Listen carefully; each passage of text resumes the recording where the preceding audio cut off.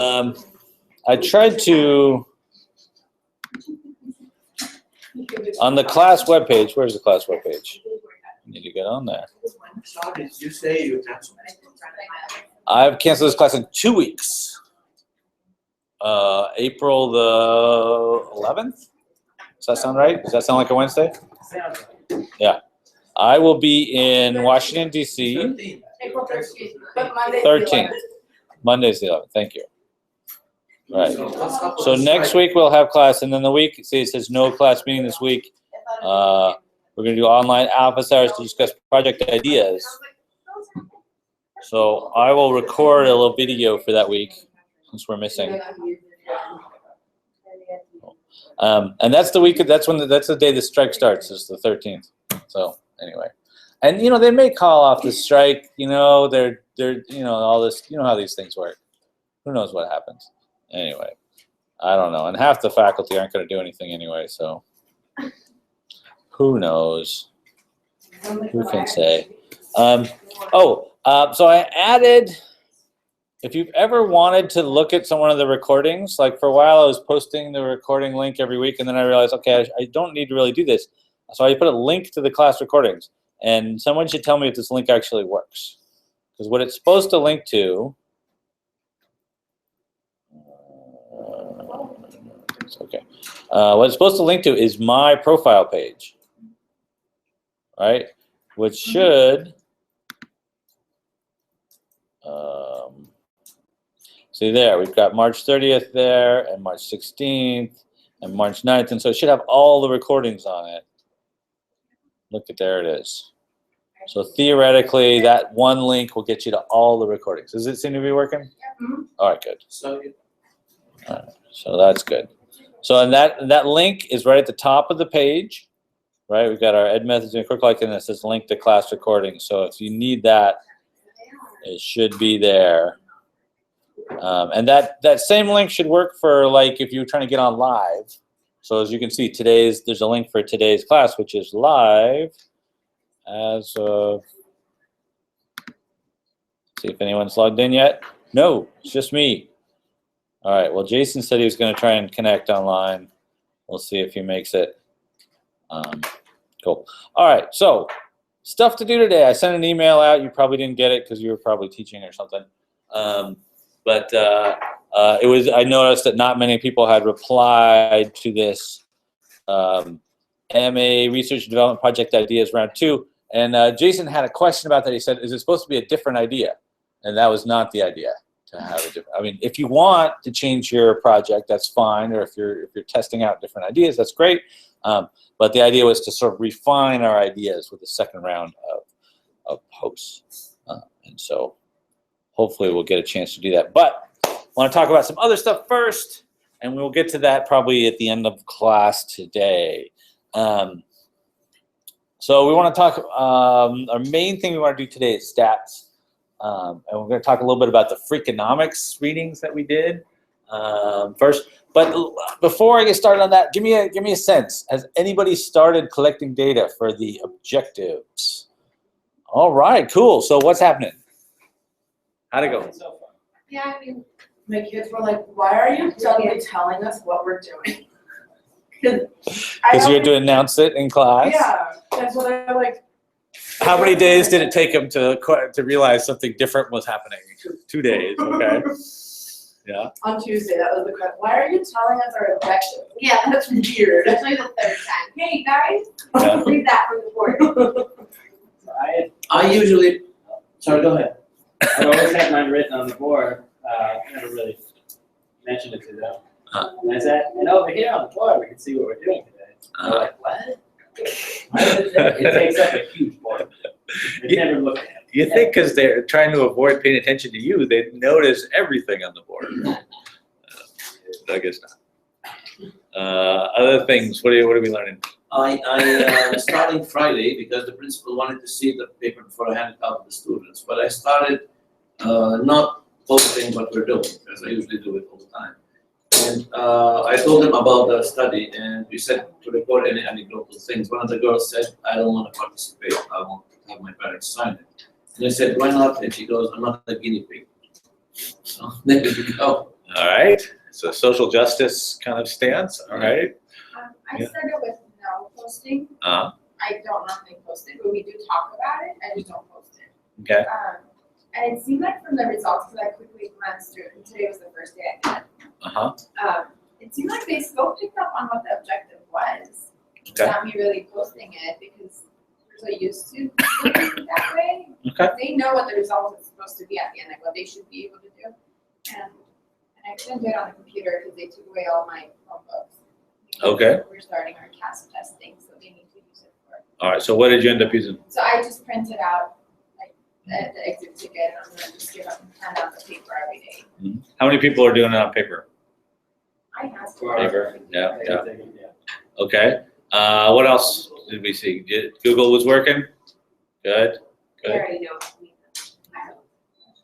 Can we, on the exit ticket, you know, for the second question, we're supposed to write out a question with options. Can I just write one thing we learned that connects to the topic? We picked, the reason we did multiple choices is because it's measure if they got it right or not.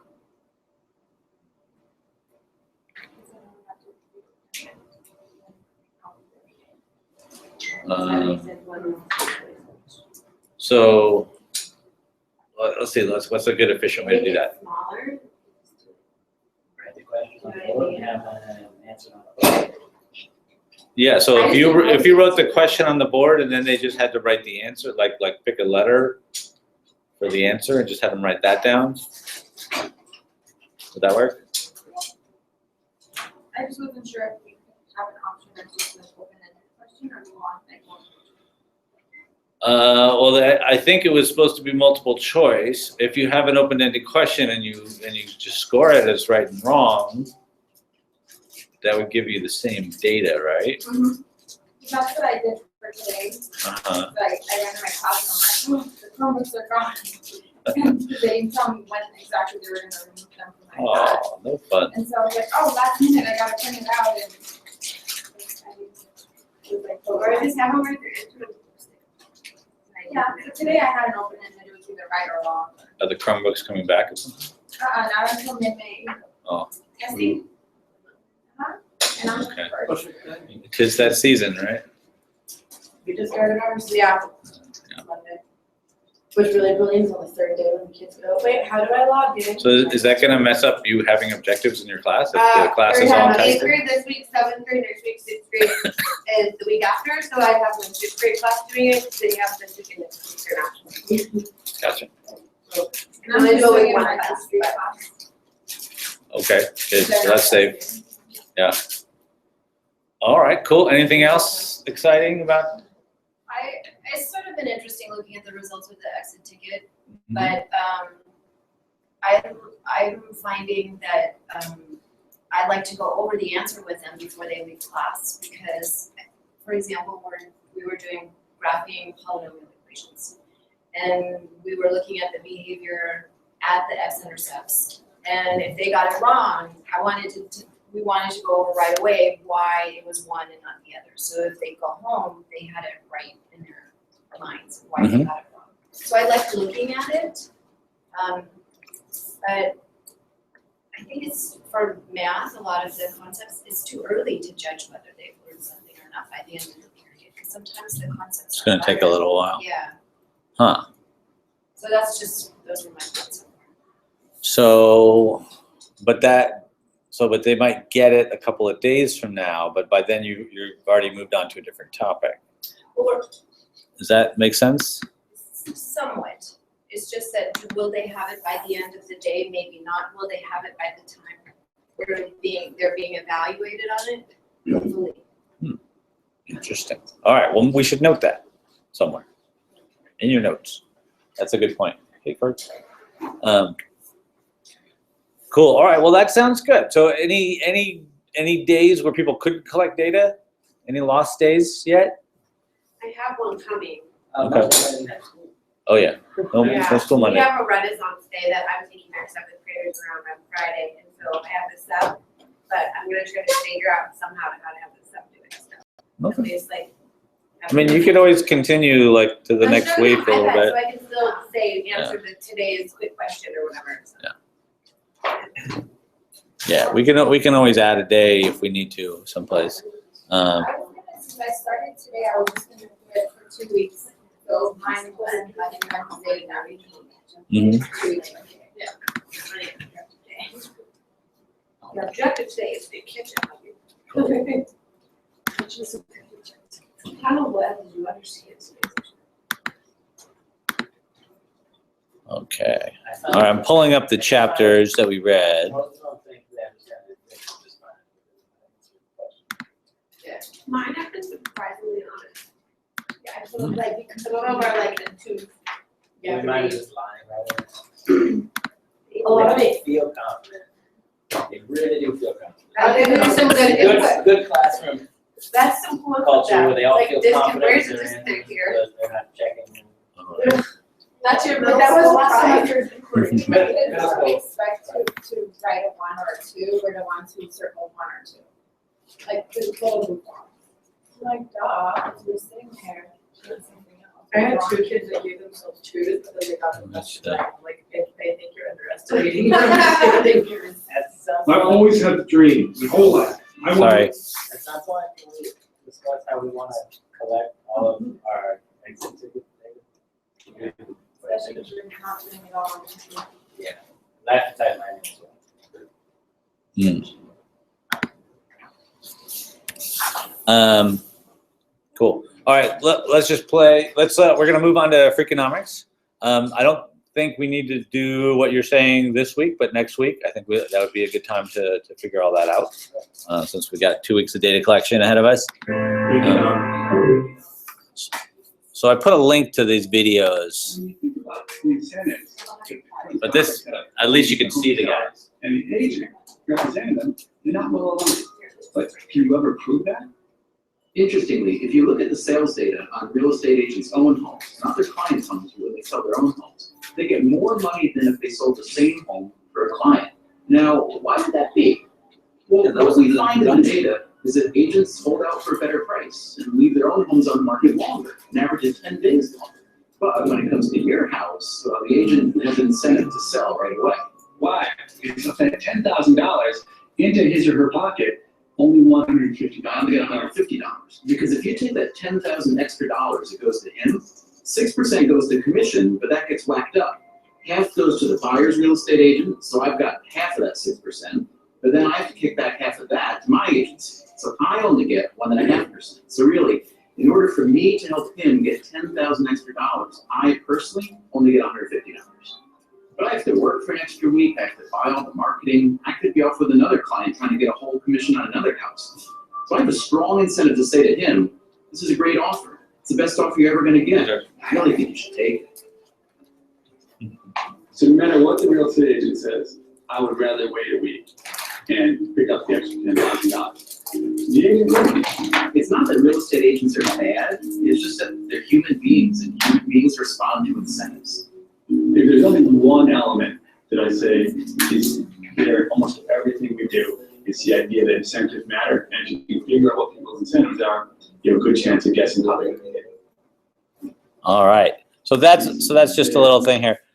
So these are the 2 guys for Freakonomics, right? This is the economist, that's Levitt, right? And this is the journalist, that's Dubner, right? And together they're the ones who created Freakonomics and all this stuff. How many people read both chapters? All right, they're fun, right? And interesting stuff. I think it's a great read. And the books are good too. And there's these videos. They also have this thing called Freakonomics Radio, where they do like an hour show every week or so, where they talk about something.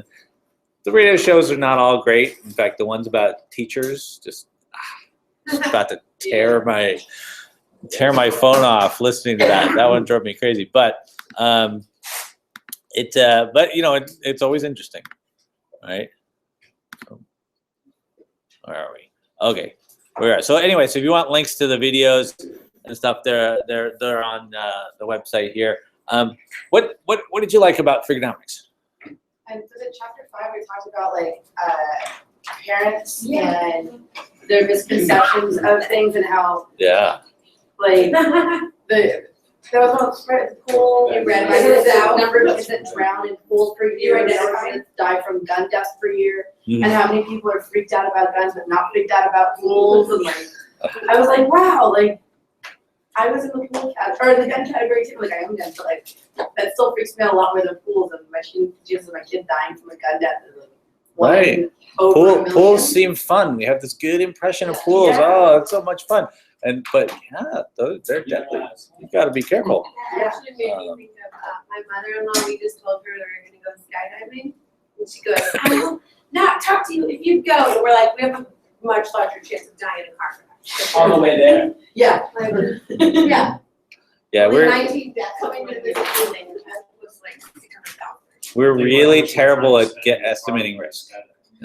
So that Yeah, makes sure. But it's still an No, she average. spends 5 minutes a day. But I like Still a that great like parents react to like the instant, Mm-hmm.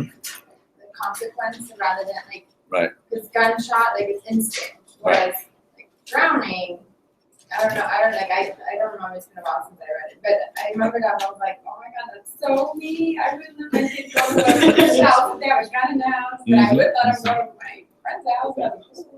Right.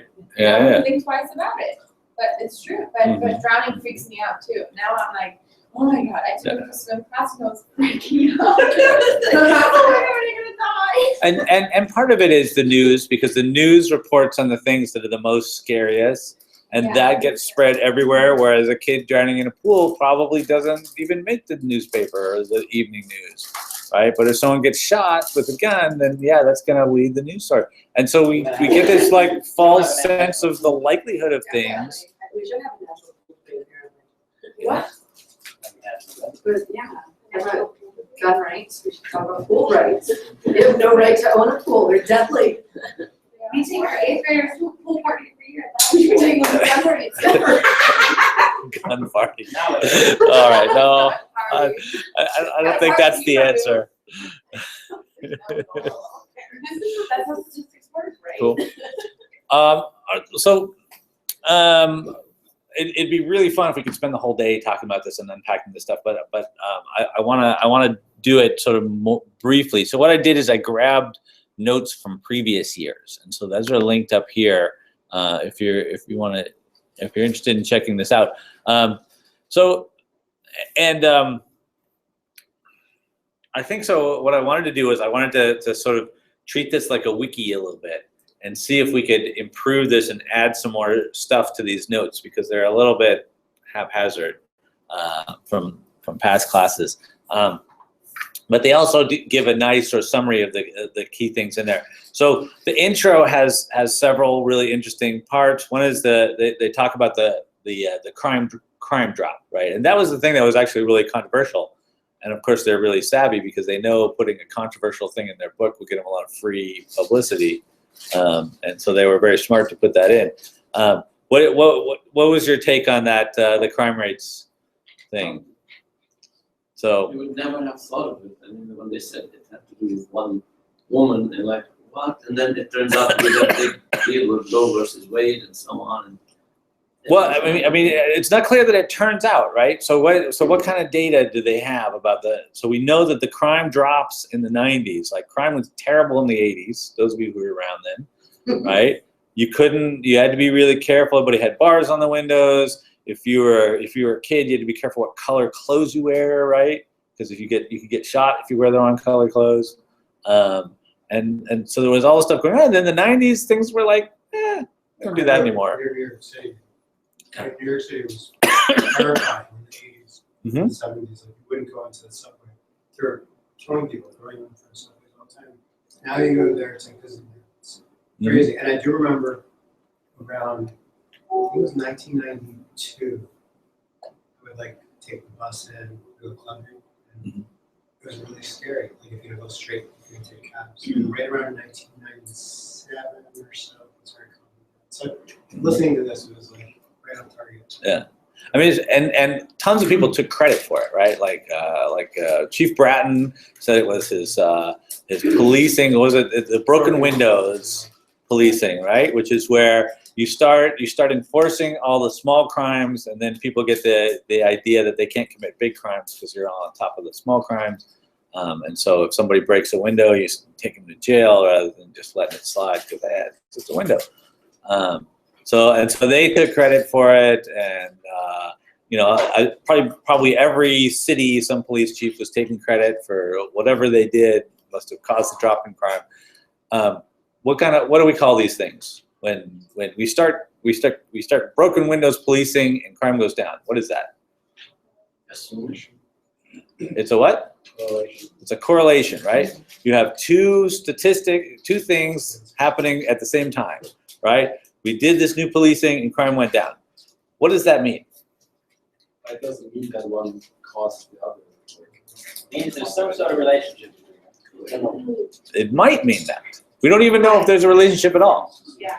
right? It could be coincidental. So it's like Yeah. I think in the preface they said bizarre how the doctors feel because there's one province with all this disease, and then also had the province with most doctors. And it was just a long time. Right. Yeah. What was it? Yeah. Washington D.C. has more police than Denver, but it also has more crime. So clearly, we should get rid of the police, right? No, I mean there actually is probably a relationship there, right? What's the relationship? Because they have so much crime, they need more police. They hire more police because they've got a lot of crime, right? So there's that correlation. I mean, you have to figure out which direction the sort of causality is, Or probably because there's a lot of police, you learn about most of the crimes, whereas elsewhere there's not enough police guys. You're not even aware of the crime. crimes reported. Exactly. No. Those are like a couple. Yeah. So there's all sorts of things. So this is what statistics is going to do for us. So one of the things we want to do today is talk about, okay, if we've got some data, how can we see if there's a correlation and if it's a meaningful correlation, and what does that mean, right? And so if you read through that stats document, you got a little bit of the sense of that. Cool. In chapter 1, the key ideas in chapter 1, what was it? If you pay people for blood donations, they're less likely to donate, right? So that if people are doing it to be helpful and good, then they're all excited about it. But if it's just to make money, even though of course it's both, right? You're still helpful even if you get paid. Too much money, it might create black markets. Yeah. And if you require people to write the Social Security number of their kids on their taxes, they're much more accurate about how many dependents they have. Yeah. One day, please. Yeah. What about the cheating teachers? So that was a big part of chapter 1. That's something very relevant to us. What happened with the cheating teacher story? Only a dozen teachers were fired. There So was that's like, not, yeah. the risk So isn't was very it, high. they found a pattern within answers, right? Yeah, that was that. Yeah. They found out that the Correct, one they find answer it wasn't wasn't. correct because the teacher actually didn't know the answer at the end. That's They still all got it wrong. So the key there was they had to try and think like a cheating teacher, right? If I'm a teacher and I'm trying to cheat, what am I going to do? Right. Randomize. So students leave a lot of blanks at the end, so I could fill in those blanks. That'd be easy. I don't have to erase anything. So that's good. And so I can fill in a bunch of blanks at the end, and then students will get a higher score, right? But then how can we catch that, right? So if we're thinking that that's what teachers are likely to do. Getting your answers wrong in the easy beginning.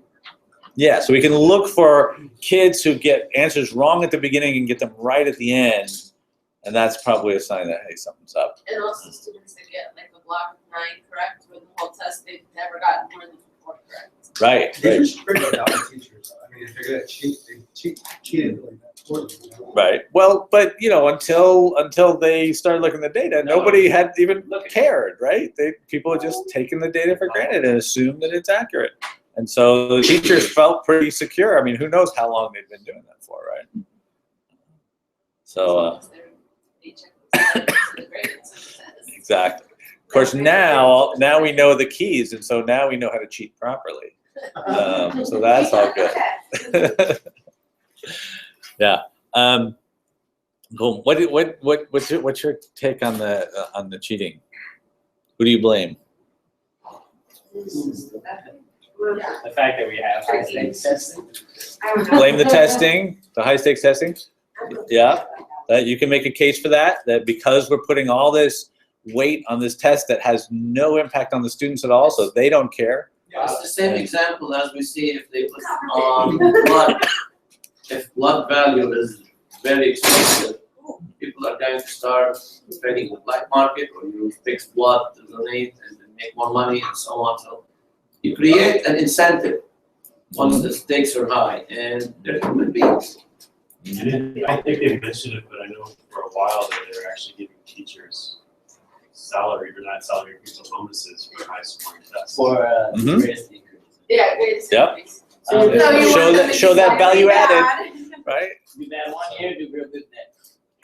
Every other year, We did that you at my might- charter school, we did benchmarks, and it was one of the things that was correlated into our bonus. Was And if you're struggling financially, why not? growth from the benchmark? Growth. Right, so you really have to distract them during that benchmark test, right? So they do very poorly. And generally, there's Just what- play like lots of really loud music, you had turn to the show a lights certain amount off. of growth. And you had to like show a certain amount of growth to like about 75%. Right, right. But I mean, I don't think people game the system by changing answers, but they certainly game the system by, doing study guides and everything for the. Sure. Well, there's teaching to the test, which we're told. I don't know. Some principals are more upfront about teaching to the test than others. Some of them just say, "Yeah, teach to the test." Well, at the end, Yeah. it looks like there's no choice, because I work in a charter school. The latest that just visited us last week. And they actually telling us that if you can show improvement, and they will bring you a charter. So that principle right now is on. Yeah, you guys have been on the cutting block for a while. Yeah, and that's what the principal orders us to do, so we do more some of the advanced practice. Teach them past, otherwise they're good. Because if they don't know how to click on it. Right. Yeah. So yeah, I've heard lots of stories like that. Principals being very direct, like I forget what school it was. It was some other charter school where they basically told all the science teachers, stop teaching science. You need to teach math because math is what gets scored. So forget that science stuff. Yeah, it is, but still. There's a story in the news about Detroit. Have you heard about it? Oh, no, Principals- please don't tell me. Are you from Detroit? Well, there's also Atlanta too, I right? grew up But there. there's a bunch of principals who are getting indicted for receiving bribes. For Oh yeah, that was in the news this It really week. surprised me, years ago, our mayor was put into jail. They were saying that they were getting all Corrupt. sorts of their sites when they were And there. they're I think, probably- I forgot how many principals there were, but altogether, I think maybe 15 got $1,000. Uh-huh. That's why I left. They said I could only get a job in Detroit, and I did not want to. Yes, you're always gonna have shady people in any profession. Mhm. The shady ones are always gonna take anything out. Because like the teachers who cheated, I think by and large, they weren't the ones who were scared, and they were working really hard, still getting low scores. I think they were just lazy. I mean, obviously, they were getting answers wrong when they were like penciling them in for the students. So that's an interesting hypothesis. So the hypothesis is that only certain type of people cheat. There's some evidence that may not be totally true, right? There's the bagels, right? How many people who read chapter 1, like there's this whole thing about the bagels. 87% were like honest. Now this was this was this guy who had this bagel business, and it was all in the honor system. So he would bring a bunch of bagels to your workplace and leave them in the teacher's lounge with a little metal box that says, make your payments for the bagels here. This box. Sorry, that's right. Right. So there's two kinds of cheaters here. There are the people that steal the box or that open the box up, and then there's the people that just don't put anything in and take the bagel without it. And it was interesting, and he kept data on every place that he was leaving it and how much money he was getting and how many bagels were taken. So he had this great data set about cheating, right? Which is, that's one of the fun things about Freakonomics is they find these data sets that you would never even imagine. And it was funny because it was government employees cheated more than Mm-hmm. private large companies. Oh yeah, we got to put that one on there. The executives cheated more than the workers. Like it was just interesting. Yeah. Yeah. That's what they said. They said it probably isn't surprising. Right. Yeah, it's not different, no. Right. I love this one though. Cheating increases when the weather is bad. Yeah. And during And during certain holidays. holidays. So not what- every holiday. So what explains that? Fourth of July is another I left Michigan. So religious holidays seem to people cheating. More cheating? Oh, cheating more. Holidays that have a lot of outside puts you in a Or bad family mood. oriented. Yeah, family family oriented oriented. holidays. All right, so let's go with this bad mood thing. So you get in a bad mood. Barbecue. Why are you more likely to cheat when you're in a bad mood? Because you feel you've been cheated, I think. Yeah, maybe. Yeah, so somebody's done something bad to you, like you got all wet, you got in there, you're just miserable. Like, you deserve some payment. You deserve something from it. Rain on the street. You're entitled to something. Me, I'm a- So you secretly are Well, I I have to tell you that there's one group of people who are particularly bad at stealing software. Teachers. I was just gonna say. We're bad. No, well, particularly bad at not paying for software. Teachers will almost always like just rip the software off, and mostly because they feel like, well, they're doing a good thing, right? I mean, I understand the impact. It's like, I got my students here, I don't have any money to pay for the software, so I'm just going to use it. And because of that, there's like no educational software companies hardly anymore. I mean, they keep popping up because people keep thinking it's going to work. And I guess if you go to the district, then the district has to pay. But it's all app. teachers pretty much won't ever pay for software. And there's been a lot of companies that have come and gone with really good software, but nobody was buying it. A lot of them are websites with subscriptions. Yeah, that's right. So now they go into different models because it just was more. It was funny, I went to a But that's true of all conference, software. And it was the first conference I've gone to where they give you the RI, Uh-huh. the card that has the RFID. Oh, okay. So when you walk into the exhibit hall, they check it, Uh-huh. and you have to check it at each stand because Oh, wow. teachers are very high in shoplifting Mm-hmm. the samples. And so that way they know when you've entered, when you left. Like, it was very interesting. And it was for bilingual. This was at Q? No, it was at Comedy. It's the bilingual Oh, okay. education, like not technologically advanced at all, but that they had because every year they had huge losses. It was the same thing. Yeah. Because teachers want it for free. And it's not because teachers are bad people. They're not. But They're just cheap people. but they're Cheap and broke. they don't have any money. They work for very little, and they feel like It's that people should help government- them out. It's that We feel government undervalued. employee, so It's a little bit like the government employees. Yeah. I definitely. I mean, obviously, there's personality differences, and some people would never cheat, and some people would never steal, and other people will do it at the drop of a hat. But there are certainly conditions under which normally good people will bend the rules, right?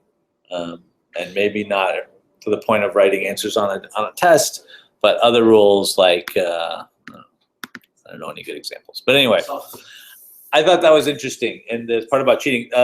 So the other thing, of course, is the sumo wrestlers, which is so much fun, right?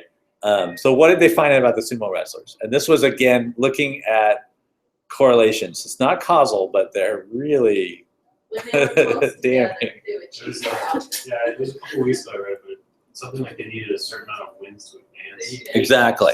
So So you They were need one away. 8 wins in your tournament, and I guess out of 15 matches, you need 8 wins to get the payoff or to To stay elite. stay right. Because that way you got all the privileges. Right. And so it was a big deal. And so there would be these matches at the end of a tournament where it'd be somebody who already has 8 and somebody who's on 7. And what would happen? Well, the 8 person already won. Yeah. So he has little incentive to win again. Right. And the 7 Must win.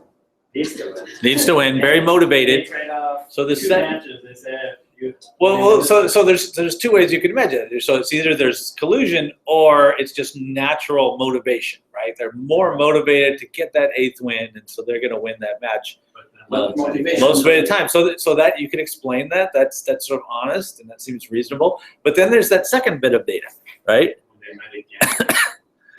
The first- rematch. The rematch was more statistically probable.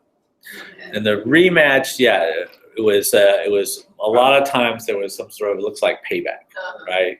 That they're letting people win, right? And I mean, none of us are Japanese, right? I don't think so. But in Japan, sumo is this huge thing. It's like a religion. I mean, it's kind of like baseball here, but even more so. Cheating in sumo is like just not ever even imagined, right? So this kind of made a big deal when they published these results. People were pretty unhappy about it, and so. But you've got those incentives. That 8th win is really important to some people, and it's not that important to others. So you get these incentives, and you set up the system that people want to do it. Right. So those are all good examples of cheating and fun stuff like that. And then, of course, in chapter 5. So anything else that people noticed about chapter 1 that we really need to make sure we talk about? Is that pretty much it? Cool. All right. So chapter 5 has also lots of things here. We talk about the pools versus the kids. These numbers don't look right to me. Like, especially that it's 100 times. Definitely yeah. 100 times. There's like a 0 missing somewhere here, I think. Or too many zeros. All right, I'll have to look back and see that because that didn't look right. Right.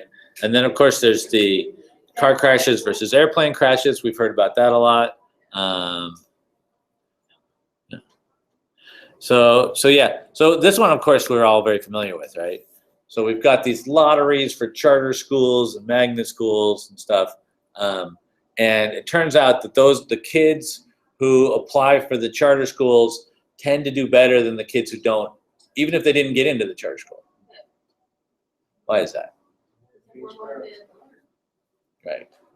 There's this hidden variable out there, right? The parent who was motivated to get the kid to apply, there's something different. So it's not a random sample, right? So if you took a random sample of kids here and a random sample of kids here, they ought to do the same, right? And if your sample is big enough, they really will do the same, right? But if you have 2 groups of kids and they're not doing the same, that means your sample wasn't random. There was something that was non-random about it. In this case, it was the parents' motivations skewed the sample so that the kids who had applied, because they came from this different type of family, tended to do better, right? And we don't know exactly what the causation is there, but it's something probably to do with the home life or the motivation for school. Cool. Change that, does that make sense? So 550 plus kids per 6 million. Oh, that makes a lot more sense. Yeah, and then 150 plus kids per 1 million guns. Yeah, it says 150 plus, so that would be better. Oh, okay. Cool. Thank you. Excellent. Cool. All right. So then the other big thing that we've got in chapter 5 is this thing about student outcomes, right? And that, of course, is what we're most interested in, right? And so they got the data. Where was the data from? Student outcomes. Where did they get? What was that survey? Yeah, it was a big public survey. Yeah. Right. I forgot the name of it. Some of my parents who think that taking their kid to a better school will really make a difference. Here, read this chapter. Yeah. So there was some interesting ones though. So the things that they found to have a high correlation with student success, right? Education of the parents, the SES, which is like how much money do you have, right? Right. That we know is the most important thing, which gets correlated with everything, right? There was this really great speech at an ed conference one time. It was this guy he says that politicians keep coming to him and saying, how can we improve schools? How can we improve schools? He says, get all the poor people more money. And that will improve your schools, right? This is the one thing we know. If you raise people's socioeconomic status, they do better, right? And so he said, don't bug the schools, go work on the economy. Anyway, but you know, we certainly know that is certainly true. And so the mother's age is an important thing. Having low birth weight. What do you think about the low birth weight? Premature and not. Right, so it could be something about having low birth rate, or it could be one of these hidden variables, that there's a reason why you had low birth rate, which probably suggests you're in an environment that's not as supportive. That was the same thing about being adopted, which was that it was the genetic over the, you know, nature over nurture idea. That no matter how much they tried, it was still the genetic, what the child started. Yeah, so that was an interesting one. So the adoption. So what did they find about that? Is it good to be adopted? No. Not so good. But overall in life it was.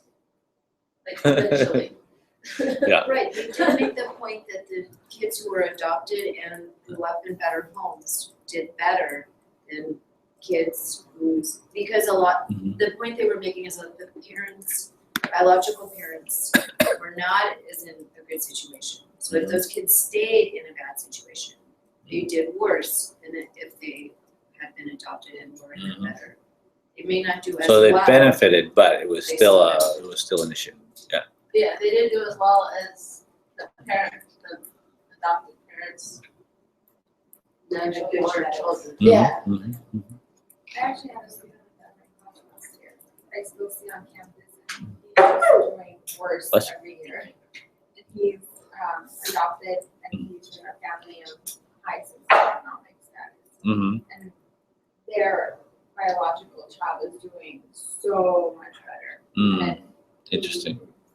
very Yeah. Yeah, there's a lot of people. Everybody loves him, and he knows that, and he likes to spot But it. they know it, Mhm. and just not feeling wanted with it. Trying to there are others. Yeah. Well, as the father to two adopted kids, I was really annoyed to read that part. But you know, what are you gonna do? It's the data. But you know, that's the good thing about data. It doesn't apply to everybody. That's just an average. Yeah. Parents being involved in the PTA, we can kind of guess what the connection is there. Do you think that PTA actually helps the kids? No, that has nothing to do with the kids. But having involved parents, that's the thing. Sometimes they're really involved in the P matters. Yeah, and sometimes the fact that they really teach to such an extent. makes a difference. Okay, might be. All right. How about the have books at home thing? What do you think about that? It's not the books, it's the parents who buy them. Right. It's not the books. What was the story about the Chicago mayor? No one to every kid. Yeah. Send a book to every family. That's the key. You just need to have the books there, right? 'Cause- Well, that's like right now, there's that big debate with Bloomberg paper Rhode Island. They all have the little monitors that, how many words they speak to their child, and they do it, they check it all the time. I don't know how to check it, they check it. And so right now, it's a big debate if they should roll it out to other cities, because they haven't gotten the data back. So they don't know if it's actually the amount of words, or what kind of words, or And there's some kind of program to get people to read more. Is that what it is? it's not for reading, it's for talking to your kids. Oh, just talking. Like, for Yeah. under 5. Yeah, I keep hearing those things on the radio where they say, make sure you talk and sing to your kids. Do some numbers, do some counting. Might be good. Yeah, no doubt. I read a study from some, and this is kind of related to like my research thing last year when we were doing like that. They had like an app that for math that parents had to do like 30 minutes with their kid. Mhm. And those parents that had a higher anxiety in math, their kids performed better than the parents with non-anxiety just because they had that extra time of math time at home. So I thought it was really interesting and cool. So that's kind of with technology and math that I like to do. So a little math time at home. Yeah, like math That's cool. technology, like online. Uh-huh. something. But something they do together, right? If you can Yeah. get kids and parents doing it together, that definitely helps, I think. Yeah. Cool. But it was interesting. So then there's the list of things that did not seem to have an effect. And one of them was reading to kids every day, which is like, that seems very counterintuitive, right? That books would matter, but reading wouldn't. Just having it makes you feel. Watching television. Knowing that there's books in your house makes you go, man, that's just smart. I should probably do some. Yeah, and I don't know if that. I mean, I feel like there must be other data that contradicts these things, but. Like reading Cosmo every day does not help. Well, that's what it is. Maybe, you know, they use a lot of big words. Yeah. Maybe not. It's But there were some other things. It didn't seem to matter if the family was intact. Didn't seem to matter if they moved to the neighborhood. You know, these are things that we all sort of assume are going to work, right?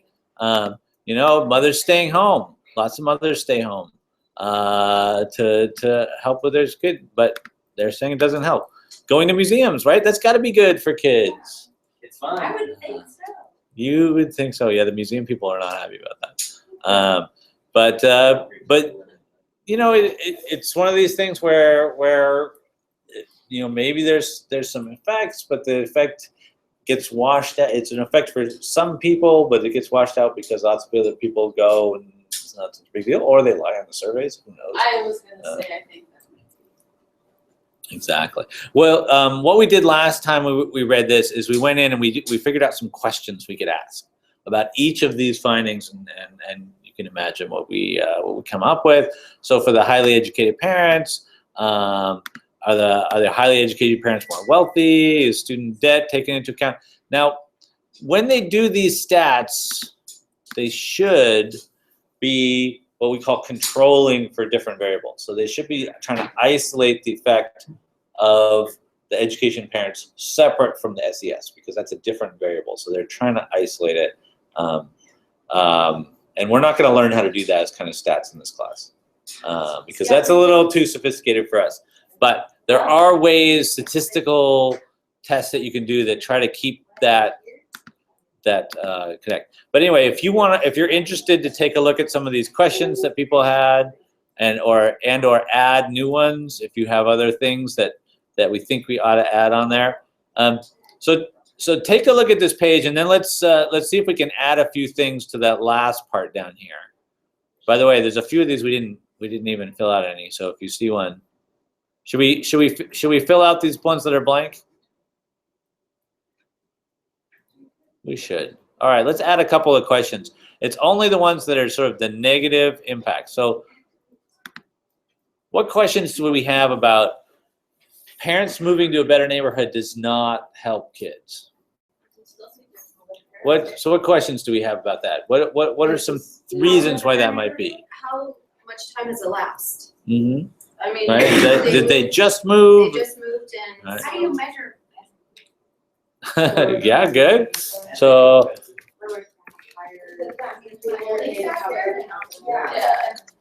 Does that correlate to higher income, that makes it a better neighborhood? probably. I think Right. you have Are they to still if living their in the, schools like, have police house and- placements for different types of students. Mm-hmm. Because I know when I was teaching in Palmdale, We some could- of my classes moved much faster. Mm-hmm. So, just because of the level of the students. Like all our classes are college prep, but there's drastic differences on a 6th period English class and a 1st period English class. So And the students that gets put into the 6th period is because they don't have sports. There's a lot of negatives, they fit into many of those categories. Interesting. So that's, And they- again, not a random sample. And then throughout high school, they're the same group that never has anything 6th period, so they're always stuck in that English class. That's my 6th period. The other thing is, like, where I taught before I moved to Burbank, like, they actually put the kids in, like, all the 8th graders were in algebra, for example. But in Burbank, they're not, they're split up by, like, their ability level. Mm-hmm. So it's, like, depending on where you live, it could be different math class altogether, or not just math, but. Mhm. Okay. Yeah, and everyone- Cool. Let's take 5 minutes and see if we can add a couple more things to this, and then, and particularly, I want you to add to the very last section on here the key freaking ideas. Let's see if we can add a couple of more ideas into that.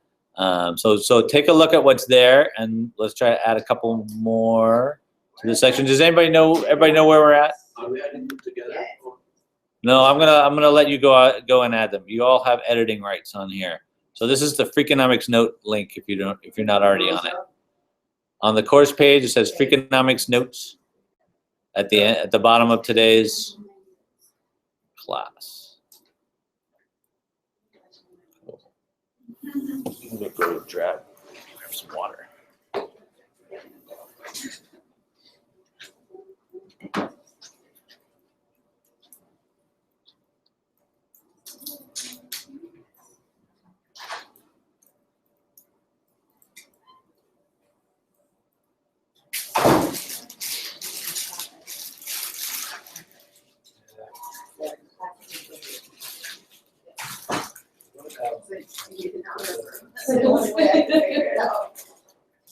Definition doesn't.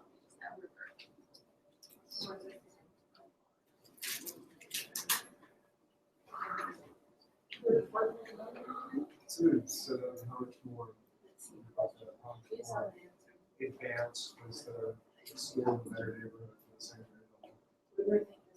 You were doing well, you're fifth grade in the inner city school.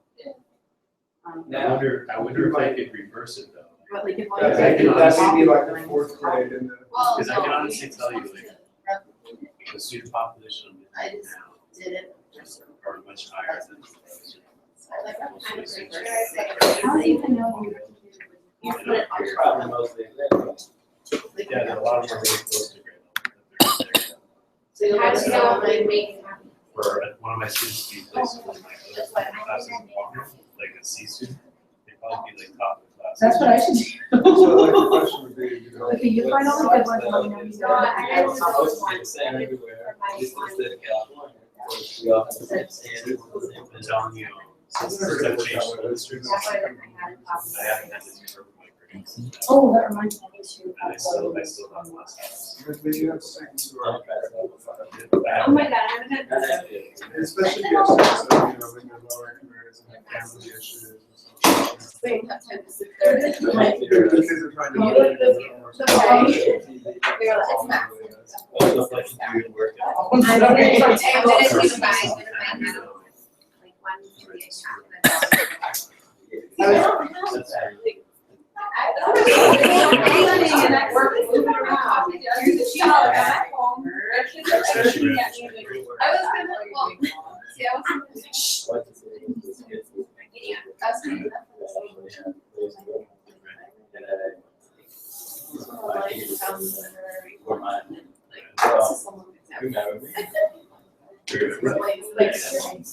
I worked at, Well, I have my own time with my house, but like, As long as we have credit related to. Yeah. like when I first slow motion. Yeah, so yeah, they do something. I know a few people that- Yeah. when I get here, No, there's a lot of- yeah. That's true. There's a lot, just. Cool. Whatever. I'm gonna put my kids in DC.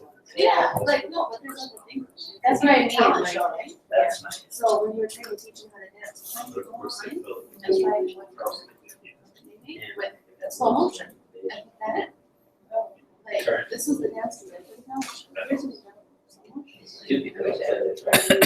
Oh, I We know always pumpkin should have fly that. off the. Yeah, like you have to think of the That's student my- activities. yeah. No, I'm up with it.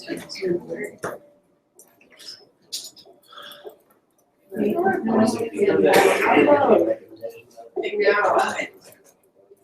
I've been on the same one. Oh yeah, that's the problem of the bullets, right? Keep people adding onto the same bullet. Yeah, I was gonna start there, but I decided. It's for real. Cool. Thank you.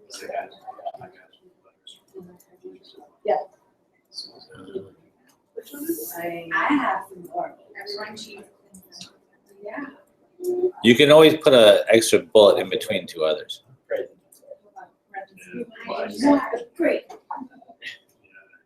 You can test it, you can test it. Yeah. That's nice. I read the honor students, what do you cheat? You know, that's true, like, The higher the grades are, Resume. yeah, way more they choose. and the more it matters in life, like, if Yeah. See, it's they're just gonna be making college or not. Yeah, that's true. Like my AP students are frightened. IB students, frightened. Really? On things that are unnecessary, like, why are you cheating? It's just they're so ingrained on it. Oh, It's really? really hard. It's the, It's the top students and the most desperate. Yeah, It's never the people in the middle. Yeah, the ones in the middle realize the game and they're like, whatever. But the top students are like, no, I have to watch out for the most ingenious cheating.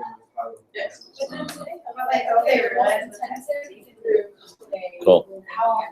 All right, we ready to do some stats? Yes. All right. Cool. Did everybody get a chance to put something onto the document here? Excellent. I like the contrarian thinking one. That's cool. Fear thrives in the present tense. Okay. Seems to be working in our presidential campaign. Yeah, they had that part about the money in politics. What did they decide? It didn't matter. That's how For good the you second. It's not For the second time, for the second time they run, right? Right. Which would explain more. Oh. Thanks, that's me. Oh, Mark's online. Look at that. Let's see. Cool. Wait, where is Mark? I think he was just. Oh, he's on the Google Doc. He's not on the chat. I probably just. That's a chat, that's a talk.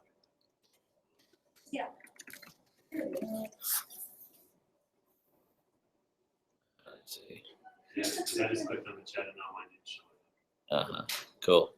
I can't see the chat. Yeah. For some reason it popped up. I think you have to like allow it in your Whoa. on your browser. My browser says it's not supporting. Oh my God. Okay. Let's see. If I can still invite him, right? Okay. You could go to your Google Plus page. Yes. There. Yeah. How do you invite people on this?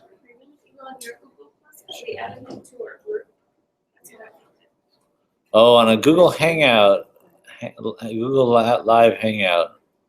I guess you can't invite people. That's weird. Go to your YouTube page. Or down at the bottom, links, it says 2 people are viewing it already. 2 viewers. Sorry. 3 viewers. Oh, but they didn't. So they're viewing it. People are viewing it, but they're not participating in it. Is that a different link? Oh, interesting. All right. I just listened, All right. Well, we're still learning this Google Hangout thing. So if you're trying to join, all right, there's 4 viewers. 4 people are viewing all of a sudden. Interesting. All right. Cool. All right. Well, anyway, what are some of the things that we've added here? So there was a lot of great. Oh, there we are. Cool. So there's a lot of good ideas here. Of course, correlation is not causation is a key one. Knowing how to get that data, right? And like the bagel study is a great example of like just some data that just happened to be around that nobody had bothered to look at, but somebody had some data that turned out to be really interesting. Good with numbers to begin with. Yeah. Everyone's business. Not everyone is that good with numbers. Yeah. So where are you going to get that data? Do we have data in our classrooms that might be interesting that we could look at? Like, we've got, if you're collecting homework or if you've got quizzes that should show trends over time or where people are doing well. Hey, there's Jason. Cool. So finding the data that exists or data that can be collected pretty easily, and we've already done this in our study with the objectives posting.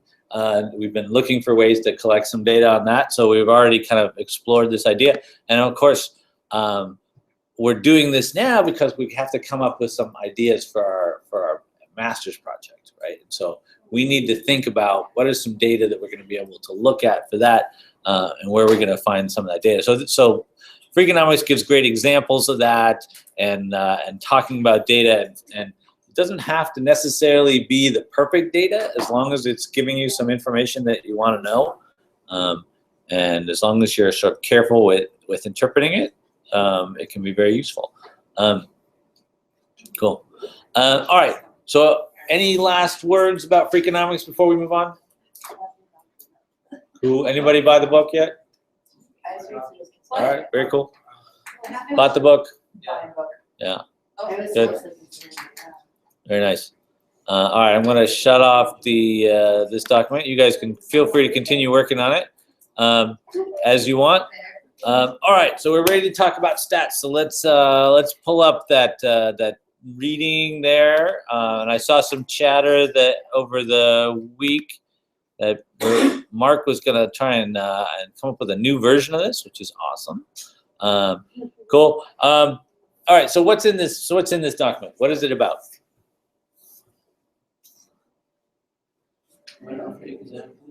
So this is the quick and easy stats. If you look up 2 weeks ago, it says they're fully quit stats primer. That one. Oh yeah, this one. Yeah. And I remembered that I didn't make it to stats. Right. So why do we have stats?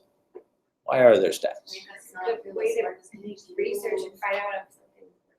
Yeah, and because things are different and people are different, and people do different things. We don't all do the same thing, and we want to find out these big trends, right? We don't all die in pools. Some of us swim and have fun.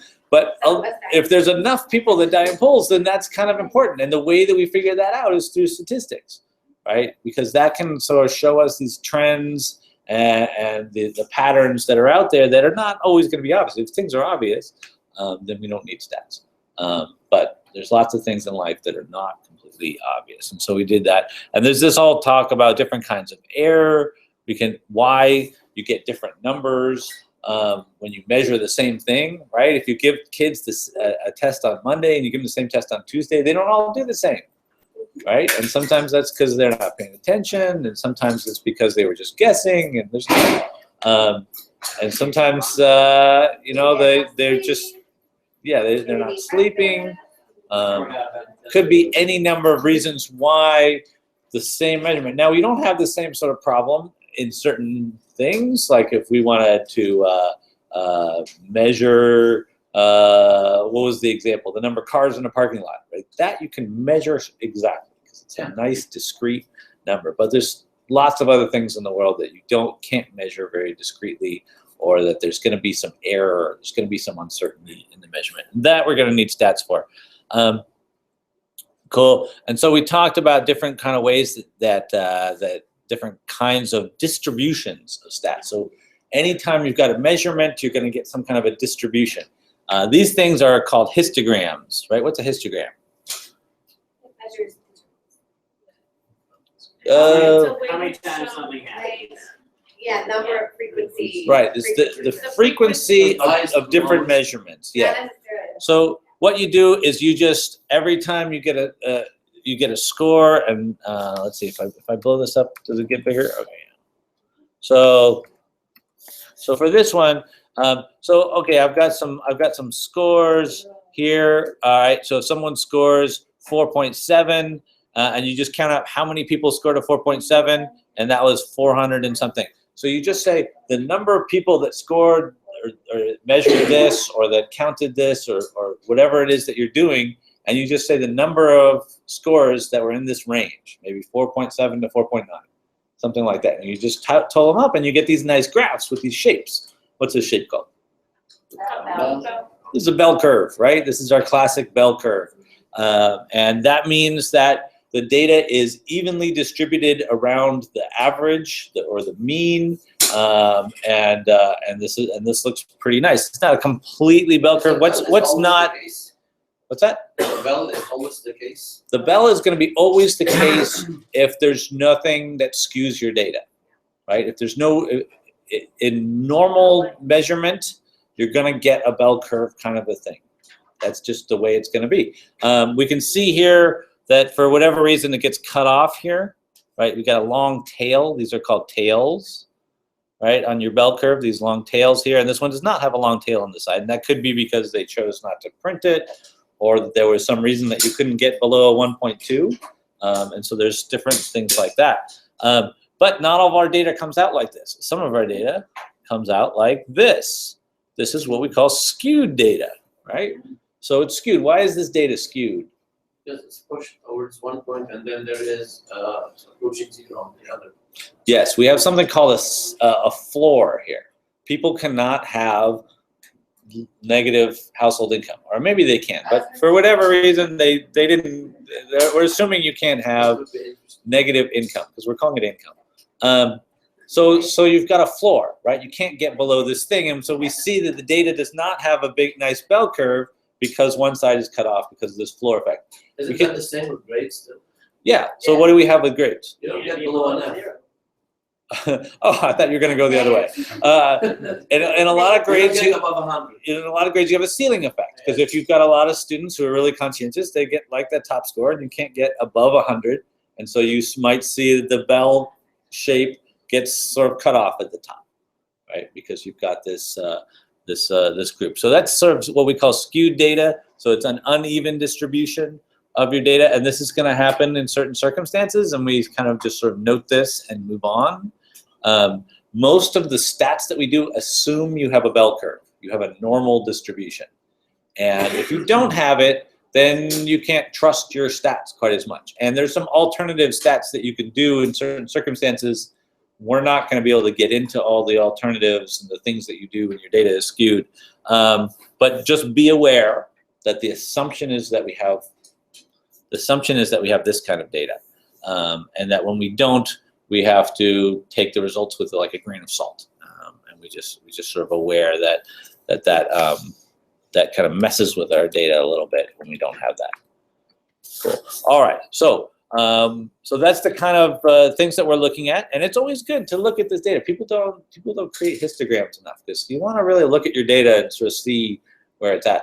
What do we know about when you have a bell curve like this, right?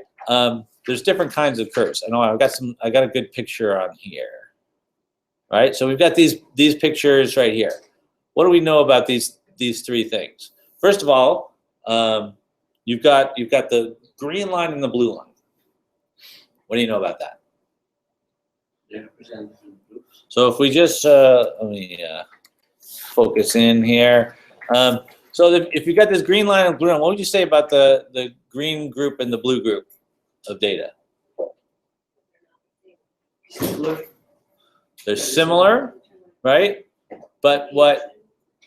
Somewhat the blue group is forward, higher. or yeah. It's got a higher measurement. Like pre-post. It might be, yeah. You could imagine that, right? So we've got two groups that both have sort of normal distributions. The blue has the higher average, right? And we can see that there's these little dotted lines, which probably are the average or the mean right there, like that. And then you notice that in all three of these, they have the same average, right? Now, what's the difference between these two up here and these two down here? The middle one, the data is more spread out. Mm-hmm. So you have a larger volume. So what does that mean if the data gets more spread out? You have more data. More. You have more samples. More variability. We don't necessarily know there's more samples because we can't see the axis, right? But it's definitely more spread out. And so you're saying it's more variability, that people are you know, they're not all going to get the same kind of answer.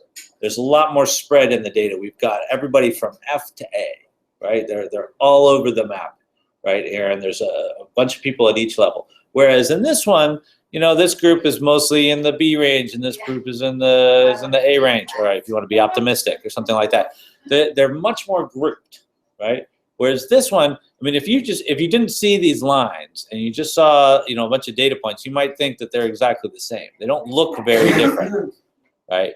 But if you see it as a histogram, you see, okay, they've got different peaks, and if you put the averages in here, you can see that they have different averages. But they're much more spread out. Yeah. Oh, I was just gonna say, I don't know if anybody else in the district experienced this. In my previous district in Palmdale, they wanted to get rid of zeros completely. And so they wanted us to, if we gave an assignment, instead of giving someone a 0 out of 10 for not doing the assignment, they wanted us to give them a 5 out of 10. Yeah, 50%. For doing nothing? Right. Because 0 ruins an average Because faster than because Yeah. the 0 It's is still a harder fail, to it's make up just- for.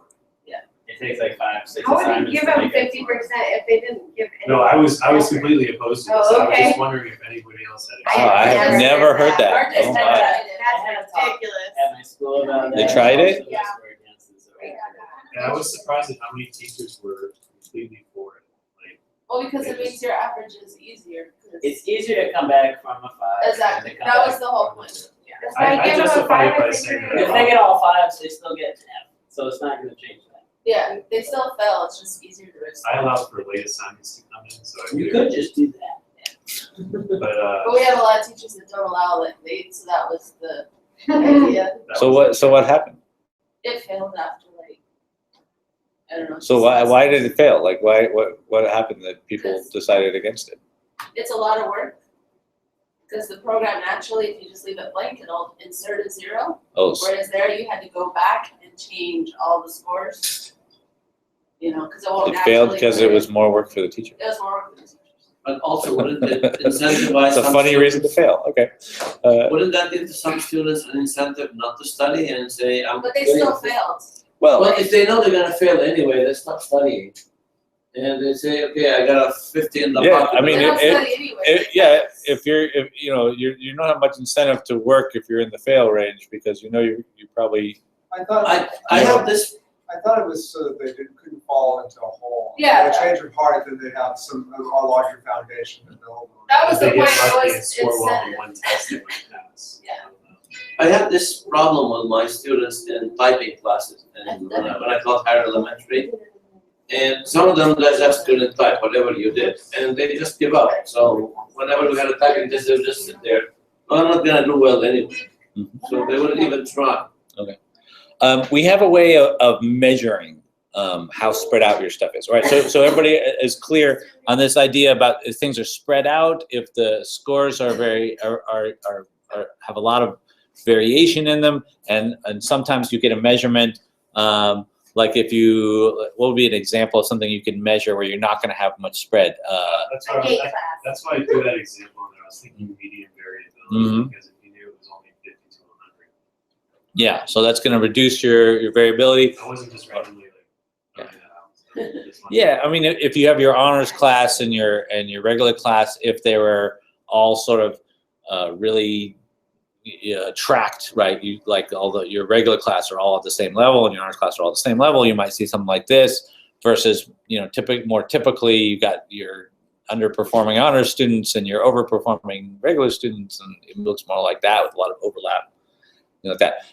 The thing that we use to measure that is something called the standard deviation, right? So the standard deviation is a measurement that tells you how spread out your data is, right? And there's a formula for it. I know you care a lot about these formulas, but this is the standard deviation formula. Basically, it takes each number and measures the distance, or just a subtraction to the mean, right? So x with a bar over it is the mean, right? And then you measure how far away is each point from the mean, and then you square it, and then you divide it by the number of samples minus 1, and you call that s squared,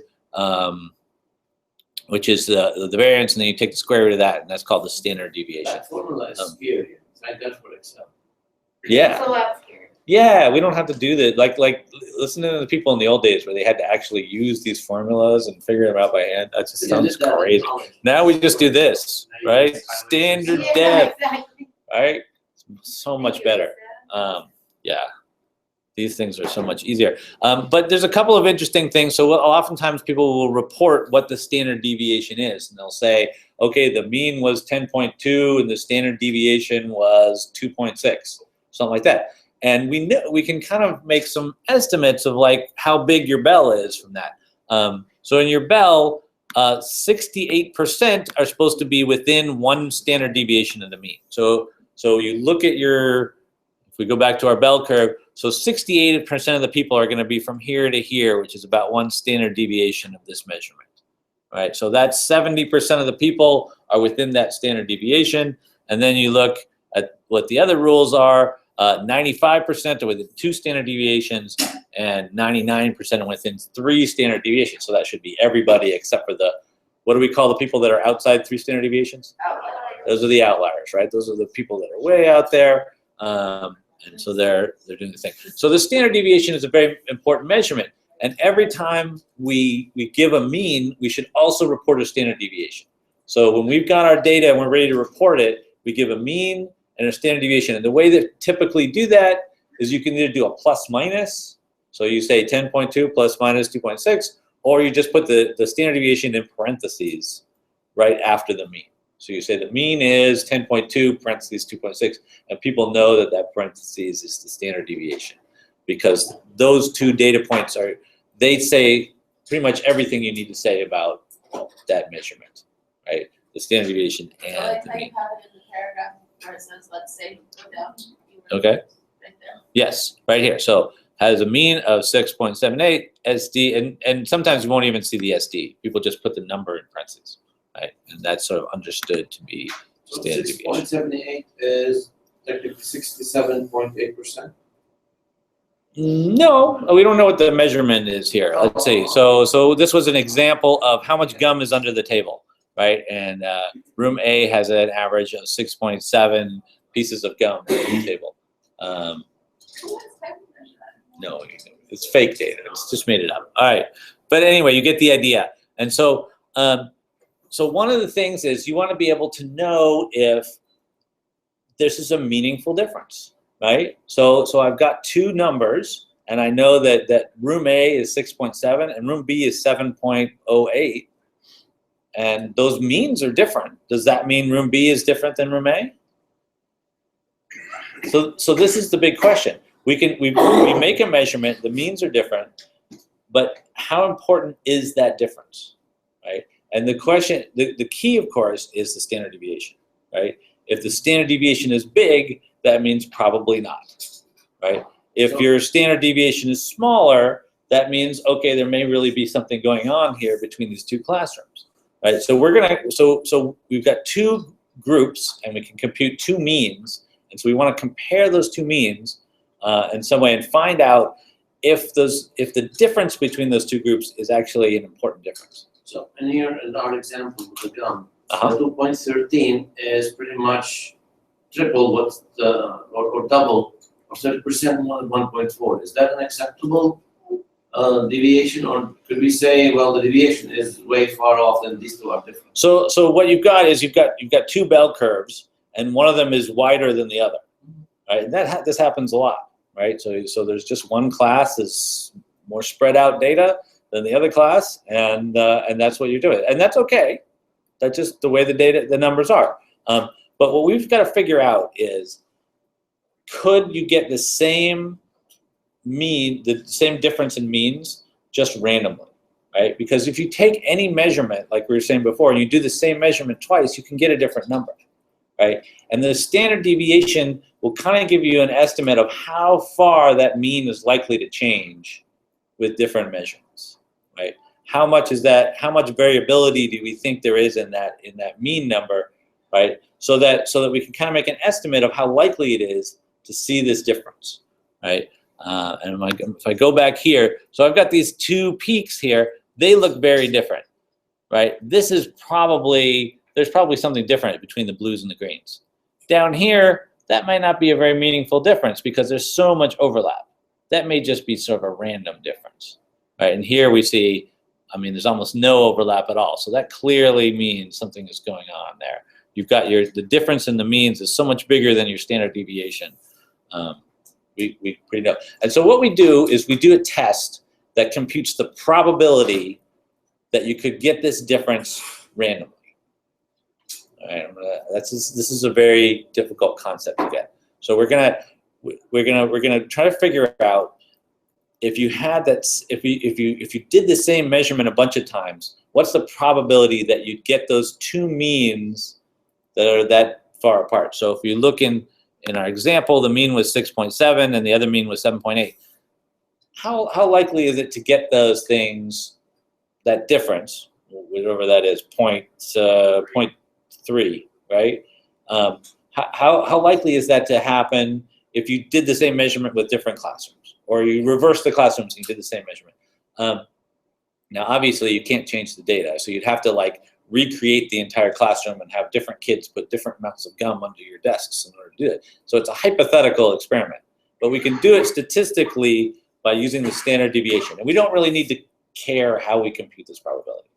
Just there's a formula, and they compute a probability, and it can tell you approximately how likely is it to get that data just by chance, right? And we have this idea called the null hypothesis. The null hypothesis is that there's not a real difference between your two measurements, that the difference that you're seeing is just by how you're measuring it. There's some measurement error, and that's the only reason that you're getting a difference at all, right? So that's our null hypothesis. And our goal is to show that this null hypothesis is very unlikely, right? And if we can show that the null hypothesis is unlikely, then it says, oh, there's a real difference between these two classes. That it's not just measurement error. It's not just the spread of the data, but there's actually something different between our two groups, right? And so we're looking for a p-value that's very low. Let's see, where do I talk about it here? Oh yeah, here we go. So this is the key thing. We decided, and by we I mean the education field, have decided that if the probability of some measurement is less than 5%, that's pretty improbable, right? So then we're going to say if the null hypothesis probability is less than 5%, we're going to call this finding significant. And the word significant is protected. You're only allowed to use the word significant if you get it to a test and it's less than 5% probability of being null. Does that make sense? So if it's more than 5%, then it's significant. It's less than 5%. If it's less than 5%, we're going to say if the null hypothesis being true is less than 5%, then we're going to say it's significant, right? We're going to say it's probably not null. So significant is the opposite of null, right? So if we're going to say the odds of null are 5% or less, then we think it's significant. So it's 3% null? We can't actually say it's significant because randomly we might have gotten this data just could have, even though this group all got all A's and this group got all F's, maybe that just happened randomly. So it's 3% a null or significant? 3% is significant, right? So it's 2%. So when we calculate 7, 8, then it's null. Right.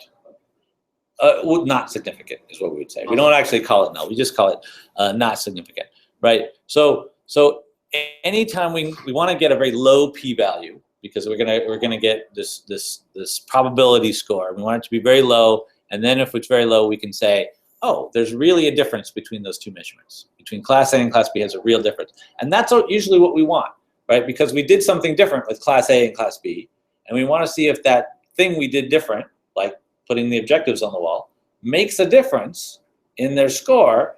We want to be able to say the odds of those two scores. So Group A has a slightly higher mean than Group B. The odds of that are probably not just random chance, right? So that's always what we're trying to show. And again, that doesn't sound all that great when you say it like that. It's probably not random chance, but this is what statistics can give us. And it's sort of limited in what we can say about it, but that's the measurement where we say, okay, we think there's something real going on here. So if something's too great, if the variation is too great, then we're like, oh, it's probably not. Right, and that doesn't mean there's nothing going on. So if we don't get significance, if the probability is say 0.1 instead of, the probability is 10% instead of 5%, that doesn't mean that nothing happened. It just means that our data isn't sensitive enough to measure, right? Or that our n is too small. What's our n? Anybody know if I say that? If our n is too small. The number of samples, number of people. Yeah, the number of people in your study is your n, the number of measurements you make. And if you do a study of all the students in Los Angeles, and so you've got an n of 500,000 or a million, right? Then even a really, really small thing that you do is going to give you a significant result. The more people you have, the more power you have. You can measure, even the tiniest little effect. But if your n is only 30 students, you have to have a really powerful effect in order to get it to be significant. So This is Yeah. interesting. So if somebody, let's say you're doing a study and see, I always thought it was like if there's just like a 1.75% difference, it was insignificant. So you're saying that means it's No. You're talking about the difference. You want to have a large difference, right. but then we're going to calculate a probability for that difference.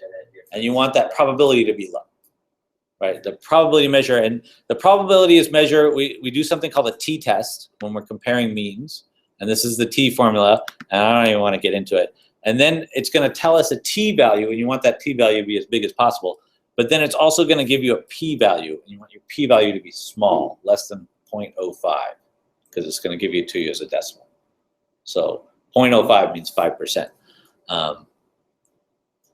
Cool. So let's see. All right. Well, I don't want to get too much into this. I want to actually do some of this. So let's take a look at some data and actually run some tests, right? I just want to point out this thing here about false negatives and false positives.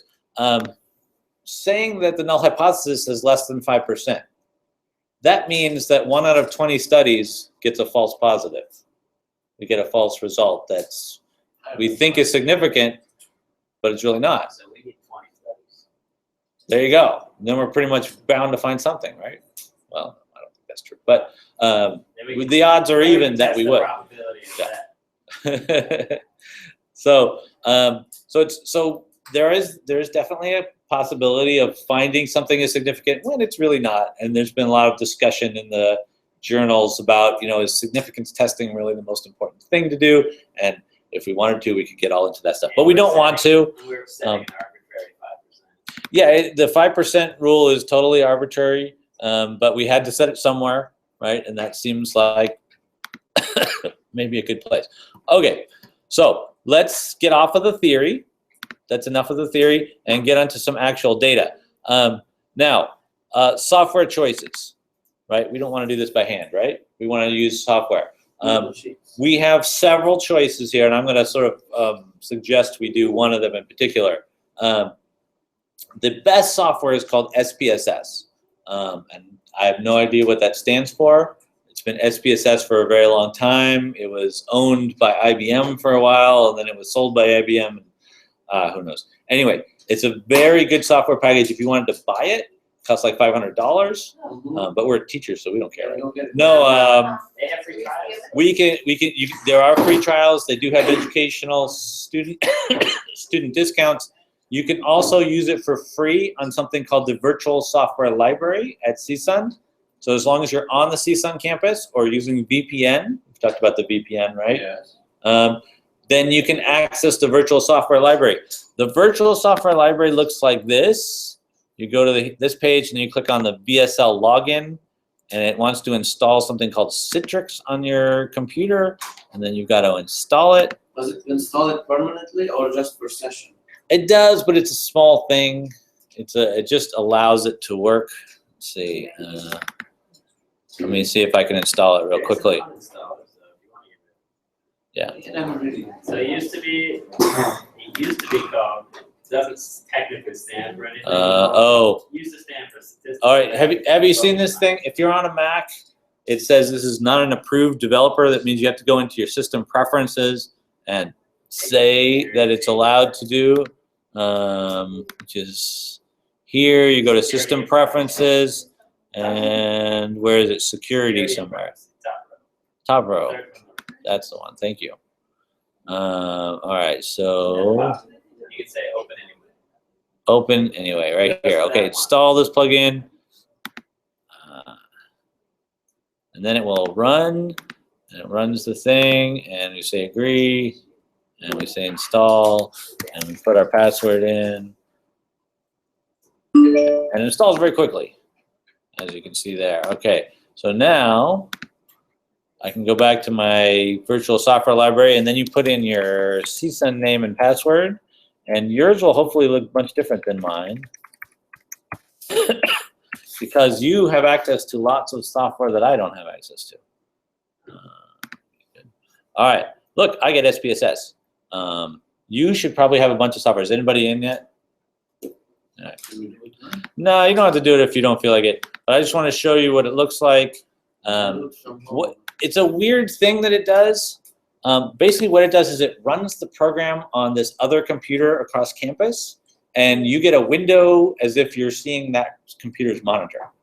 And it connects to your mouse and your keyboard. Then the signals go to that computer, but it actually runs on a Windows computer, which is kind of weird to see on your thing. Okay, so here we are. Here we go. All right, good. So this is SPSS for Windows running on my Mac.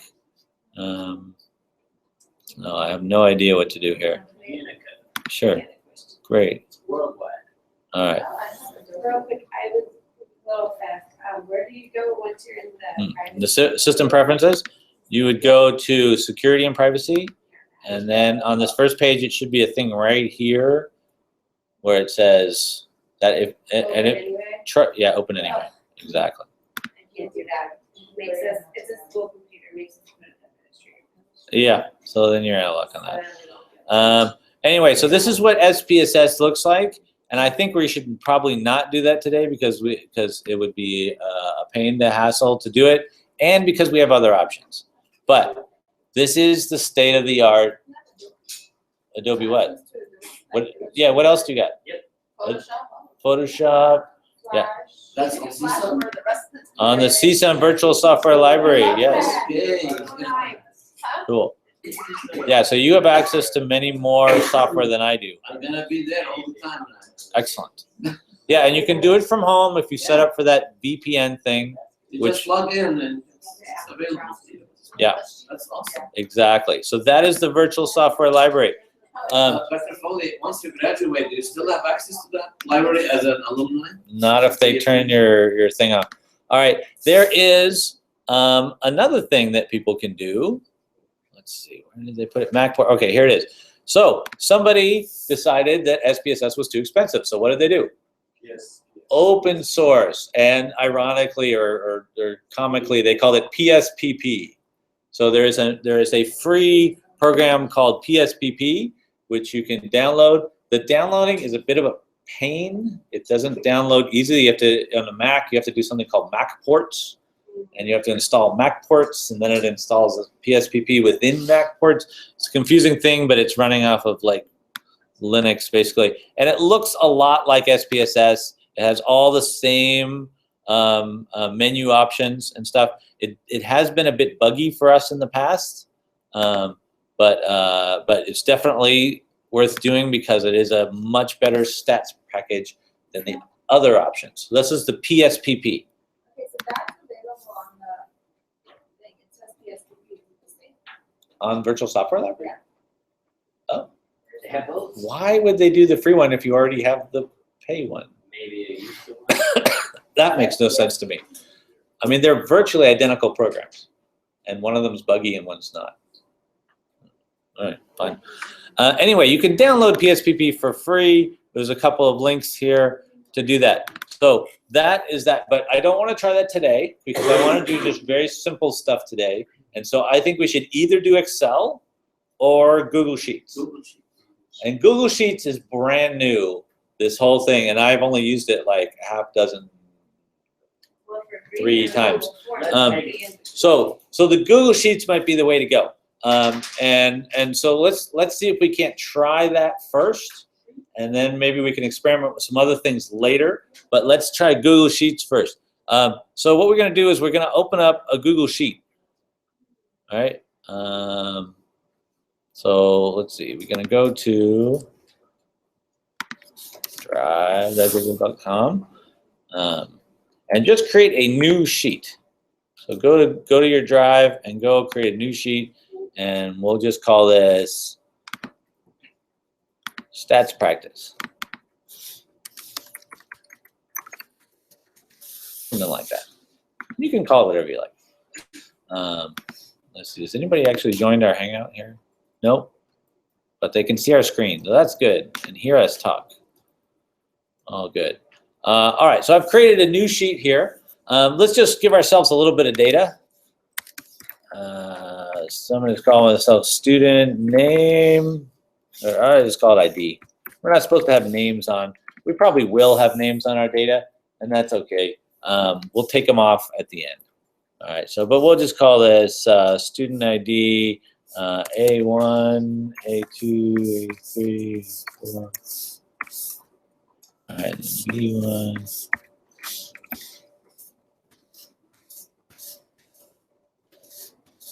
All right, and then let's imagine that I'm just making up some data here.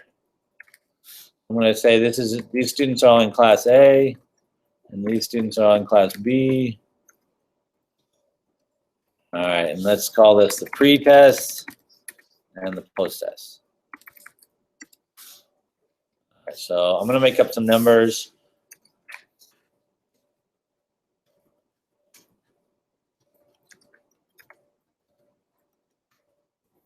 All right, and the post-test should be higher, right? Let's do that. Maybe not.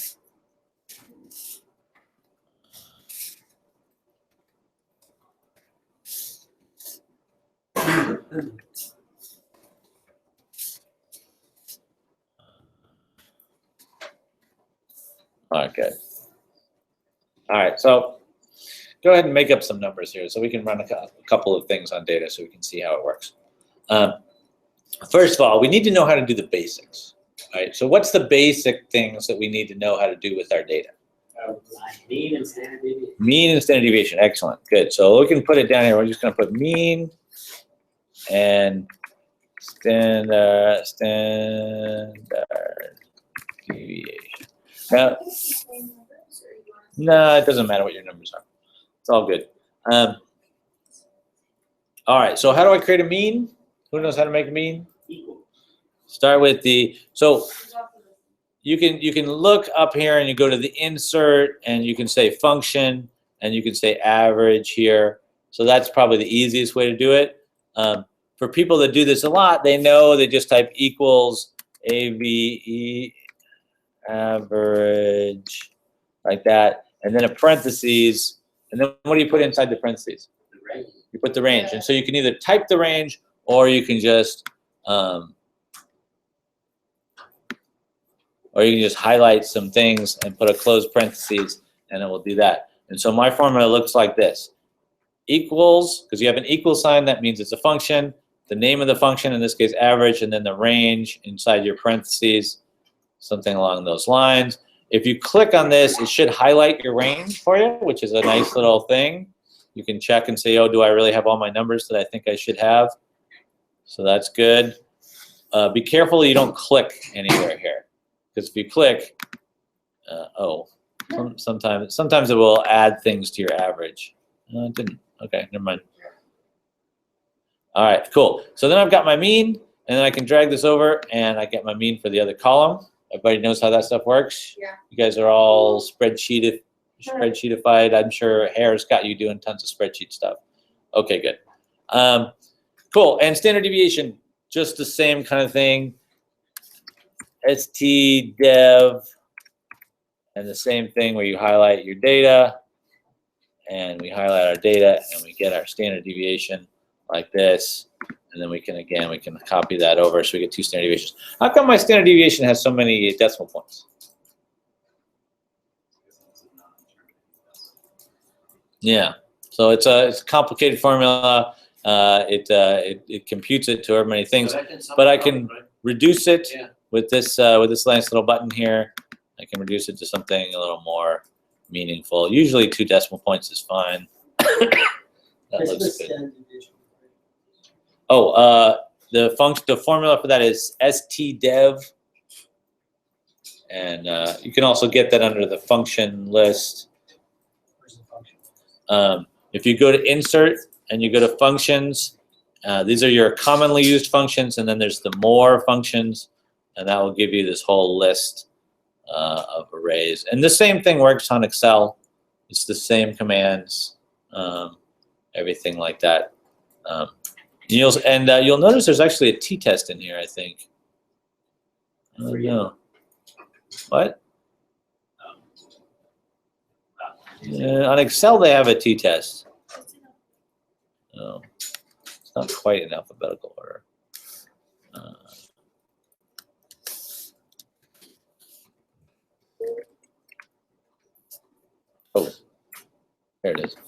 So there is something called the t-test on here. We don't use the t-test on here for the primary reason that it only gives us, what does it give? I think it only gives us the probability. And it doesn't tell us what the t-value is, which is only half of what we need because we can't report only probabilities. We need the t-statistic. Yeah. So this, I don't know why they have a t-test that only gives you probability, because it would make it so much easier if they had a good t-test. Anyway. All right, so did everybody figure out their means and their standard deviations? Are your means different? The standard deviation came in exactly the same? That happens sometimes. If you even if you have lots of decimals? Okay, cool. That can happen. All right, so but let's say we want to run some more tests on this. What would be a typical test that we might run? What can we say about this class, these two classes, class A and class B?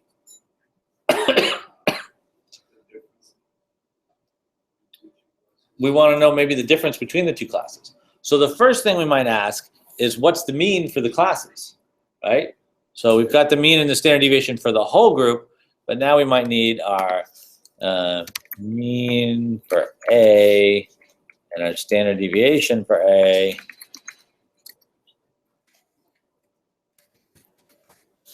And we need a mean for B. Oops.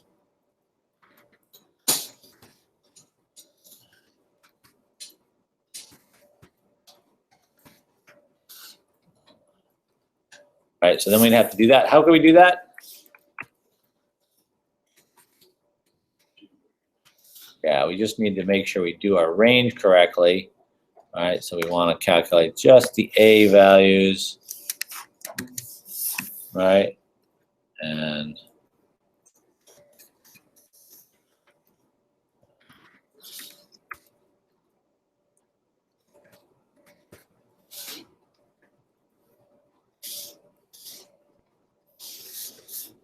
We're slicing our data left, right, and sideways. mm-hmm.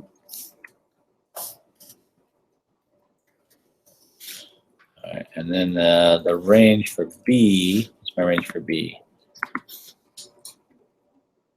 So 7 to 11. So if I can just go in here and edit these formulas.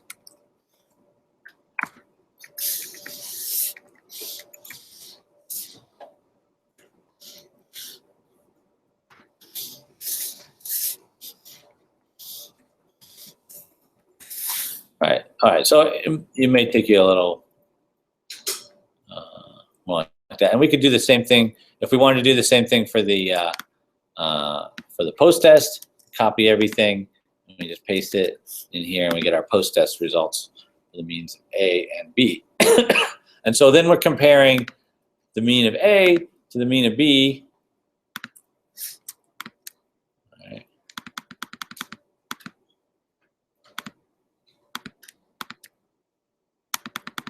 Getting rid of them extra decimal points. Okay, good.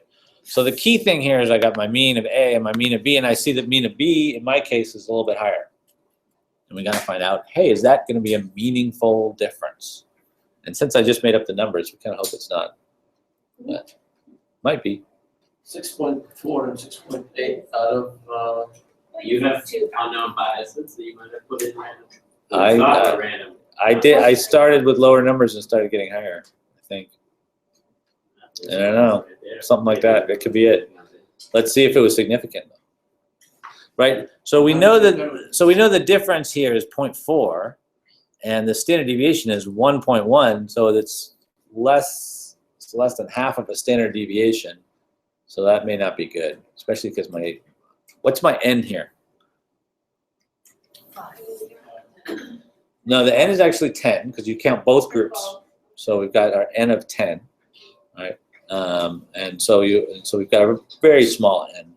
The odds of us finding anything significant here are pretty slim, unless I made it.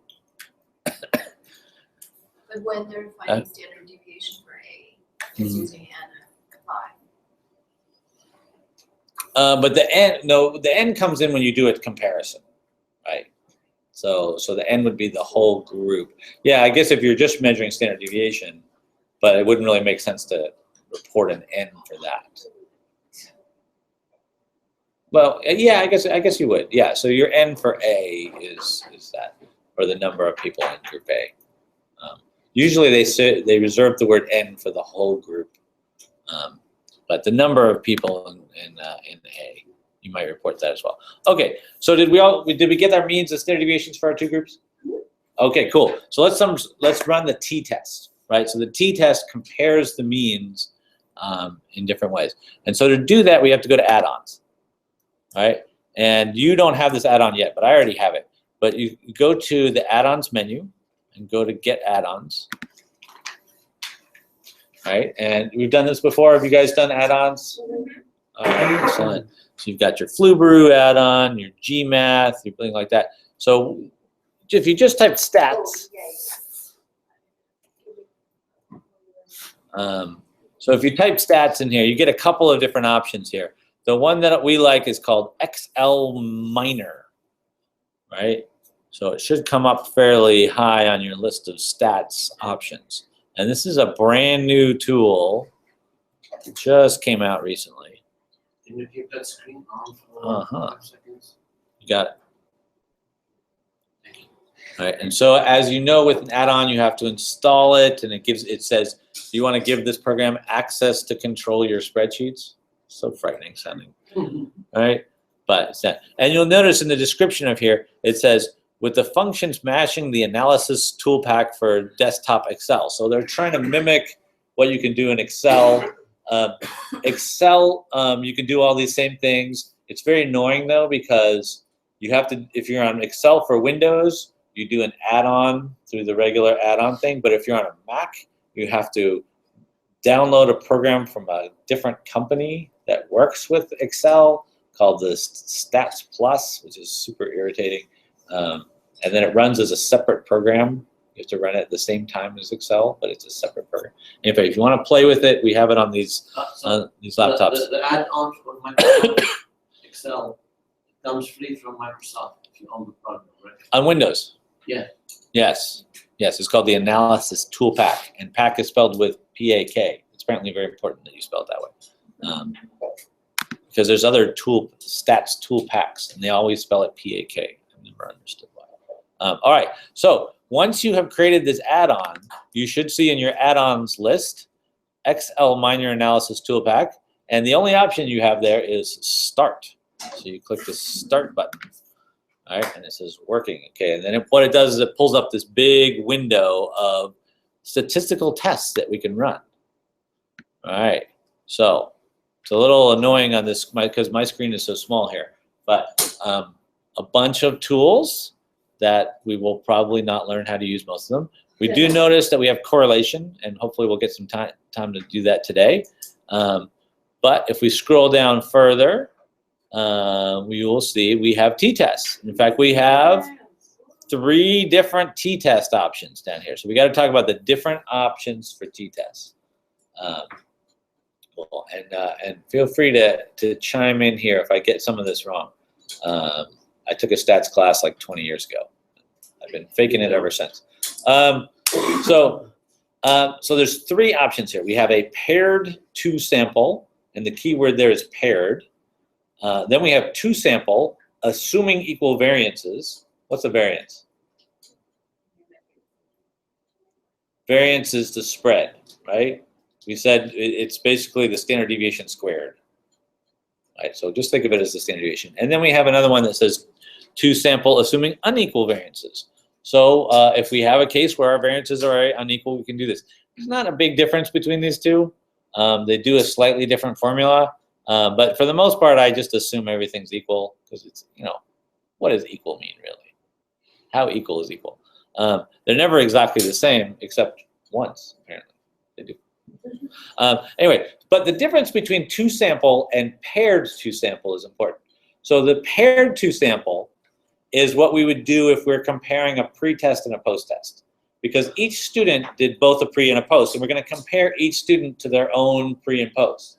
So there was a pair of data, versus if we're comparing class A with class B, that's a 2 sample. It's not paired. Does that make sense? So a pre-test and post-test were paired. Everything else we're doing regular 2 sample. All right, so what should we test first?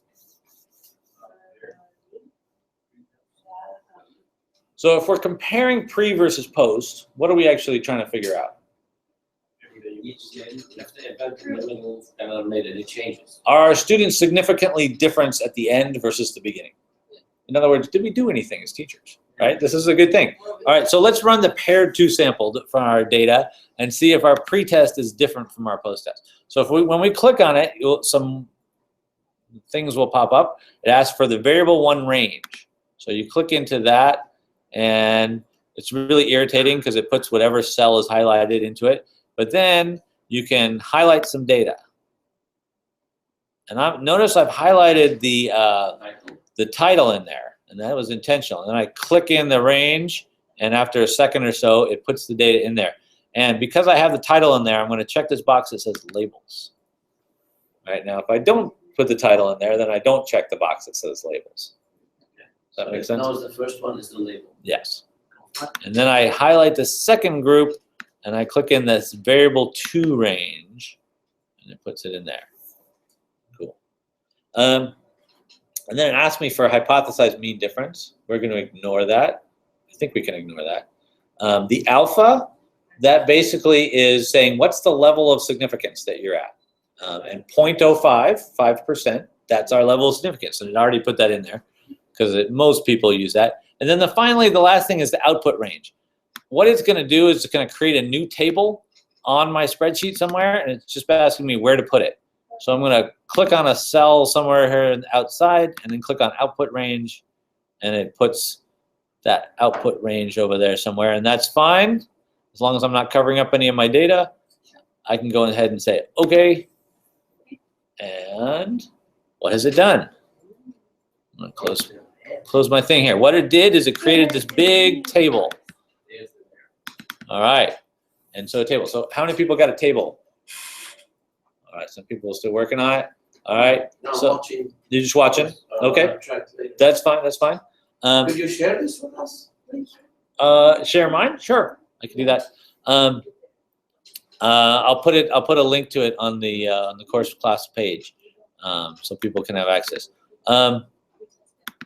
So it creates a table for us, a table of results, and you'll notice it computed the means, which hopefully matched the means that we already computed.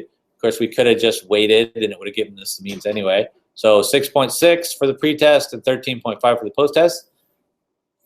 We know that's a pretty big difference in means. So we're confident that we have some significance here. The variation is much higher. Remember, the variation is the square of your standard deviation, right? So 2.2 and 8.2. If you square 2.8, presumably that gets you to 8.2, I'm presuming. Observations 10 and 10. That's good. What if one of your students didn't take the pretest? It's just going to skip that data. So if there's a blank there, it's just going to skip it, and then it'll only go for the paired data. It also runs a correlation for us. So it calculated a correlation value. We'll talk about correlations in a minute, but that's part of the result that it gives you. It gives us something called the DF. That stands for degrees of freedom. That's over my head. I don't really know what it is, but n-1 is usually what the degrees of freedom is. Sometimes when you have 2 different n's and 2 different groups, it's a little more complicated, but essentially it's kind of like your n. And all I can tell you is we need to report it when we report our results, and so you write it down.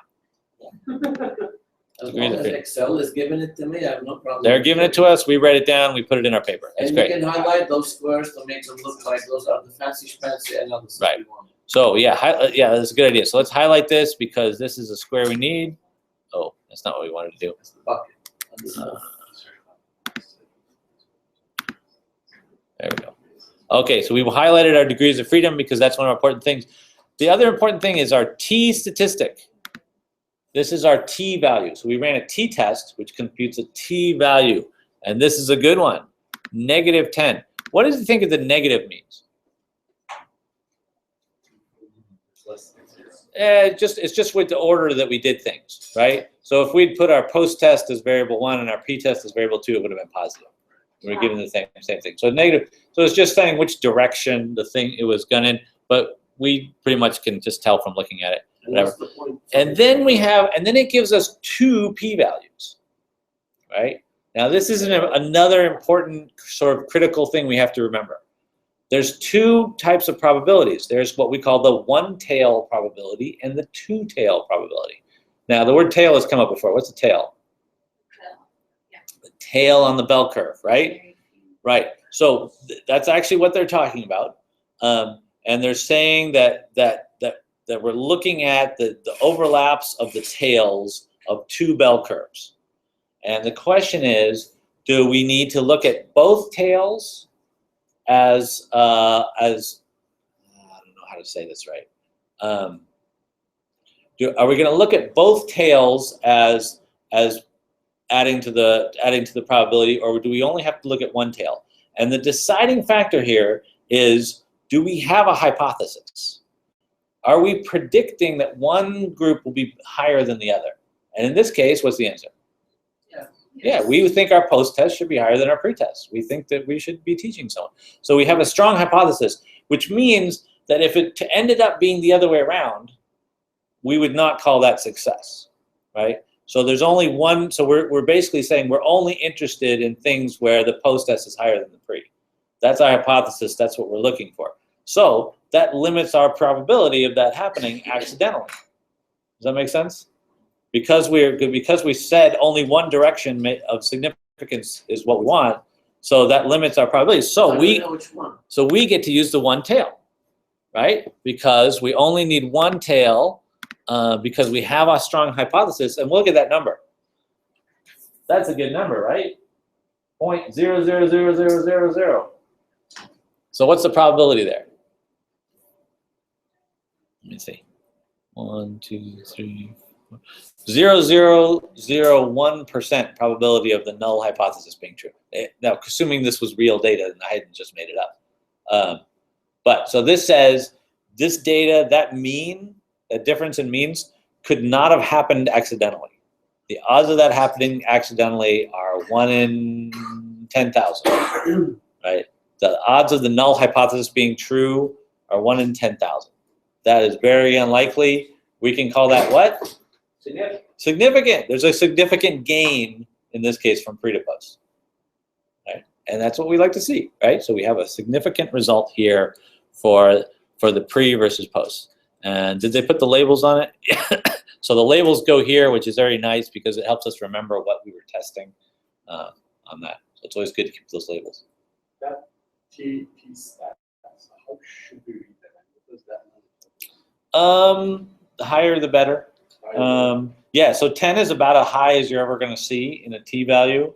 Typically, your t-values are like 1 or 2.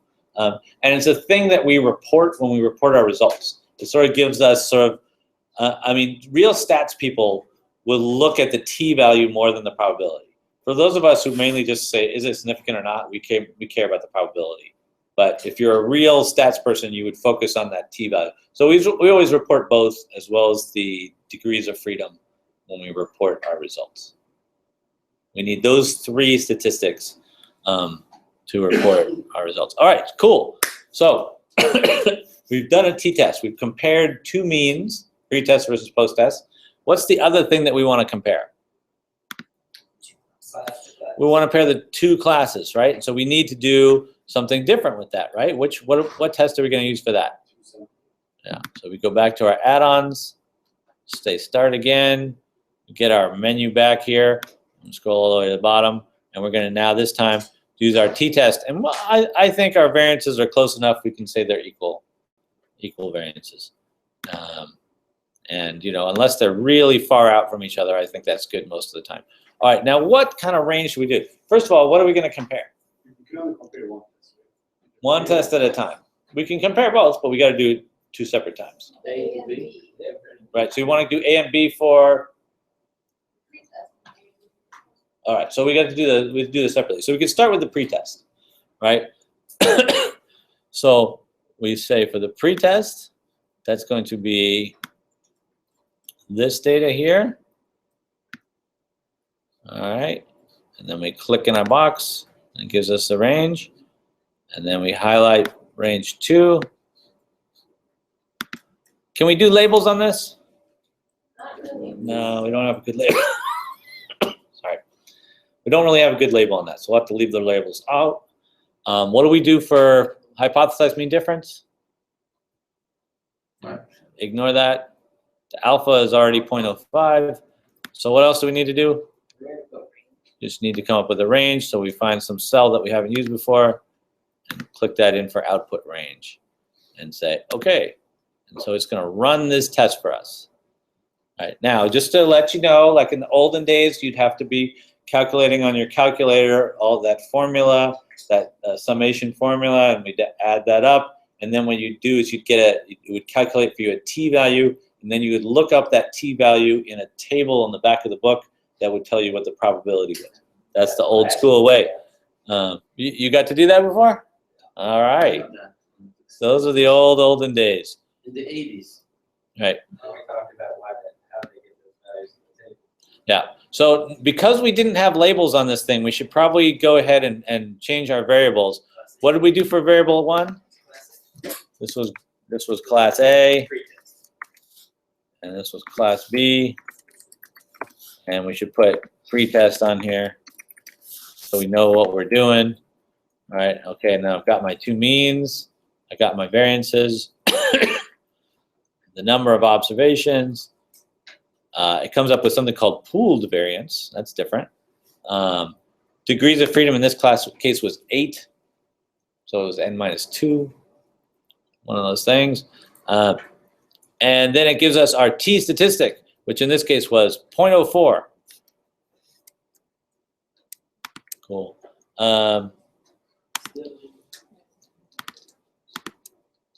So we've got our degrees of freedom,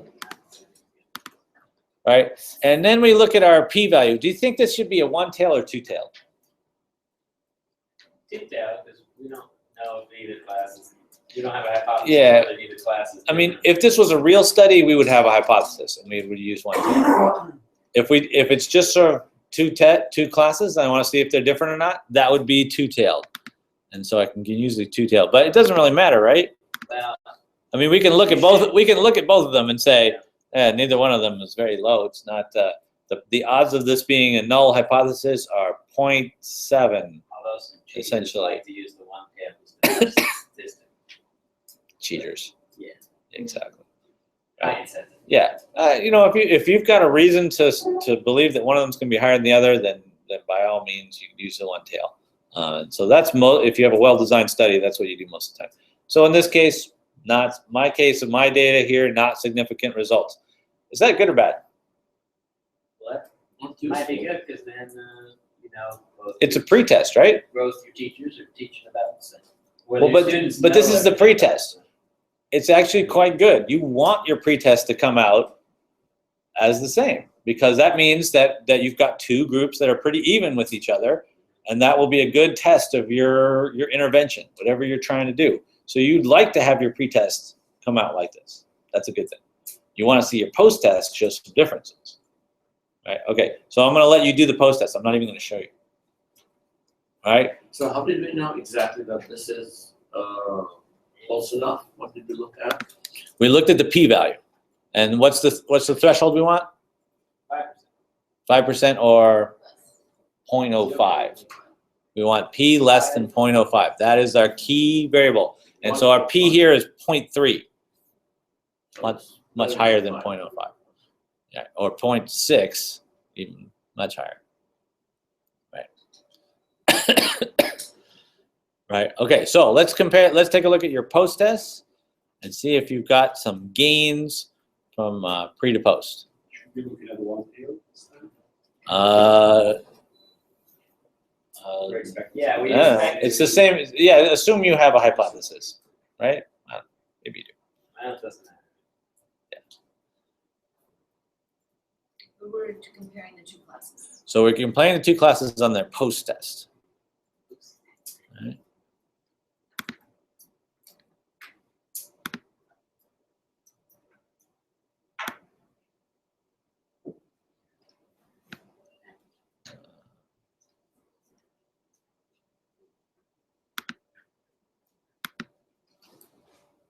So if it comes out not significant on the post Yeah, my husband's not significant at all. Uh-huh. That's good. Got it. Well, that means that whatever you did not cause them to learn more. Of course, we didn't do anything here. You're just making it up. Let's see, where can I? They didn't learn anything? Makes sense. Well, they learned something. We got that because we compared pre to post, but they learned the same in both classes, Oh, right? got it. So, and we were hoping they would learn different because we tried out some experiment with our class B here. Got it, got it. But then one of my classes scored less, everybody in my exam was scored less on the pretest than they did Oh. in my class A. So the pretest was significant? Yeah. Okay. Yeah, so that happens a lot, right, in schools because lots of times we'll have uneven classes. Like you were saying, the 6th period class is going to be weird, so your pretest could well be different, even though they're supposed to be at the same level, right? So for mine, I also turned out to be not significant on the post test.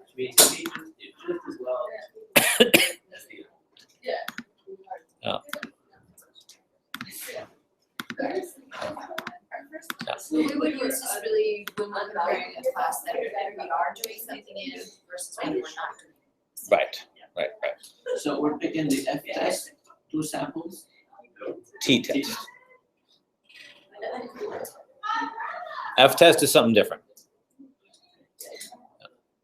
Right. So that's pretty easy, right? I like this Excel Miller thing. Relation. This is actually comes out easier than doing it in Excel. It's very easy, yeah. But Yeah. just remember which one I'm picking. Go scroll down. You should have heard it. Oh, that's not good. No. Scroll right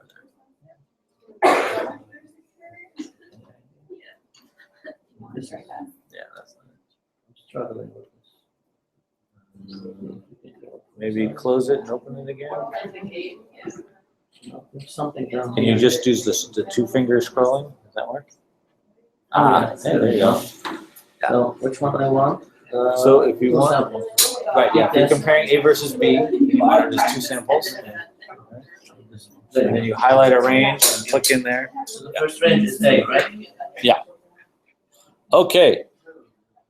Cool. So that is the basic thing that we try and do a lot. Oh, it's 6:30 already. Look at that. So we're getting before. That's all right. and We three. got to play. So for this, I'm getting this and this. I'm getting those 2, right? You can't do both at once. You got to do them 2 separate things. Like this. No.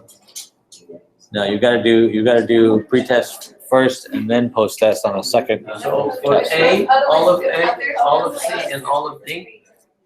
Nope, just that much for A and that much for B. Okay. Yeah. Well, that's. Okay, so let me give you 5 minutes about correlations. Okay, I'm gonna stop at this. Okay, so a t-test is designed to show that 2 groups are different from each other, right? So we did a measurement on 2 groups. We got 2 different means. We're trying to show those means are really different. They're significantly different. That's our goal. A correlation is almost the opposite of that. We're trying to take 2 variables and show that those variables are connected to each other, that they're not different. Well, they're still different, but that they're connected from each other. So that's the other sort of important, sort of basic test that we need to do. Oh, by the way, so there's a section on here about how to report your t-test data, and it shows you put t with the degrees of freedom in parentheses equals, and that's your t-test value, and then you put the old school way is where you say p less than 0.05. But because we all have stats now, we can just say p equals and give the p value. In the old days, you had to look it up in the tables, and it would tell you what you were less than. But nowadays, we can just report what it equals. No, a couple of decimal points is all you need. Yeah. Cool. Also, you'd also see things like this in tables where you report a bunch of means in different tables, and you put a little asterisk, and the asterisk says significant. And in that case, you don't actually report the t-tail value, but usually you report that in the text somewhere, where that is. All right, cool. All right, You're so gonna come back and reteach us like you did this year's class. of course. Yeah, and we'll need this in 2 weeks when we get our objective study data. We'll have to do this for that. So I'll be reteaching it then No too. wonder they needed your help. We'll have to do a Make little sure bit. it's- Yeah, I mean, normally you take a whole semester of this, right? And we're trying to cram it into a couple of weeks. So yeah. All right, so a correlation. You've got two variables that may or may not be connected to each other. We want to see if they're connected. So one way you can do that is you can just plot them. So you plot variable x versus variable y on a grid. So this is called a scatter plot, right? And that is usually just plotting a scatter plot, you can get a pretty good sense just by looking at it if there's a correlation. You look for some kind of a trend. So this one, there's no trend here at all. This one, we see a trend. As x value goes up, the y value tends to go down. That's what we call a negative correlation, right? So what would be an example of a negative correlation? Price of blood. Yeah. How about your days absent and your grade? More days absent, lower your grade gets. All right. So as you're absent, I mean, obviously you could put days in school. There would be a positive correlation. But anyway, you get the idea. Any variable, if we show a trend, and it's not true of all, like maybe this student had a higher x value and a lower y value. So it's not true of everyone, but there's this sort of general trend if you look at the data as a whole in this thing. There's also a perfect correlation that every time x changes, y changes the same exact amount, right? So when you run a correlation, you get an R value. That's all the stats. They love their letters. So you get an R value for your correlation. And the R value can vary from -1 to +1. You can have a perfect negative correlation, or you can have a perfect positive correlation, or if you have no correlation, that's an R of 0. Does that make sense? So you vary from -1 to +1, somewhere in the middle, you can have a value. And then you get your R value, but then you can also compute a probability, right? Is this sort of a meaningful correlation, or is this, again, some function of randomness because there's a lot of variation in our data? Ooh. And so again, we're going to run a correlation, and we can see, is there some kind of result? And one of the things that you can do is you can just take a whole mess of variables and say, correlate everything together, right? Compare every variable to every other variable and see if there's a correlation. And you get this nice table where you see, okay, I've got this variable. So it puts all your variables in the columns and all your variables in the rows. And you can just see the correlation. So you see summarize versus read, concepts versus read, and it gives you the R value for each one. And then what you've got to do is you've got to figure out the probability, and usually it puts a little asterisk by the ones that are significant or not. So that's how you run that's what you get at the end of your correlation. And you notice you get ones across the diagonal there because those are all comparing a variable to itself. Obviously, it's going to give you a perfect correlation when you compare that. All right, so I think we've got enough time to run a quick correlation on our data here. All right, so there's not a really good correlation to run here. I mean, we could run a correlation between pre-test and post-test. And in real data, that's going to be a very strong correlation. Why is that?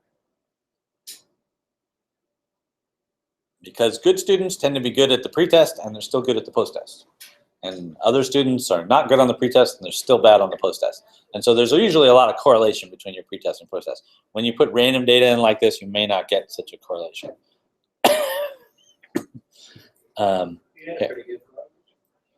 I do? Oh, good. So to run a correlation, it's very similar to what we just did. We would go back to the stats pack and say start. And as we noticed before, there's a correlation option right there at the beginning.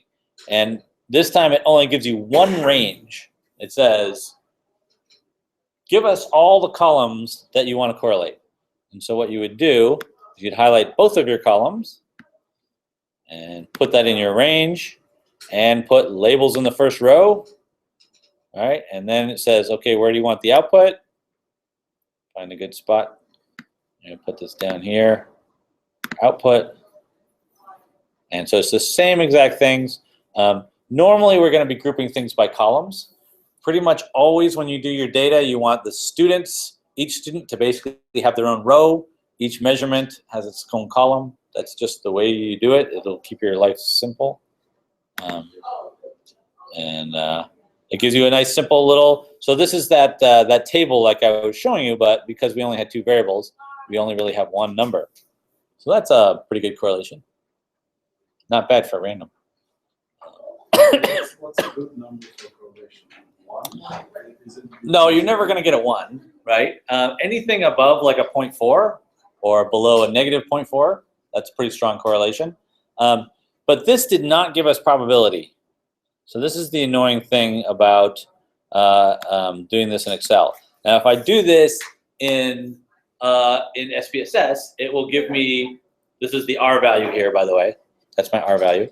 It will give me my R value, plus it will give me my probability, which is much better. But we have ways around this, right? We are not limited to these stats tools. There are also calculators out on the web. There are tons of stats calculators out there. So, so if we wanted to say, find a correlation calculator,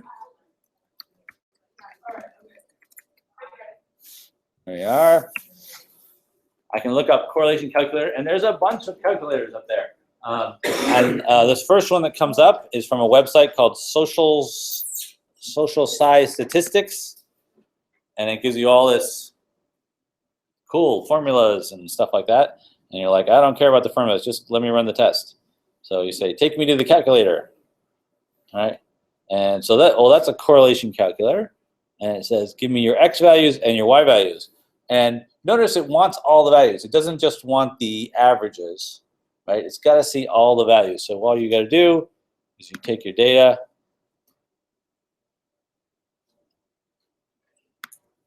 copy just the data, and I can put it in here.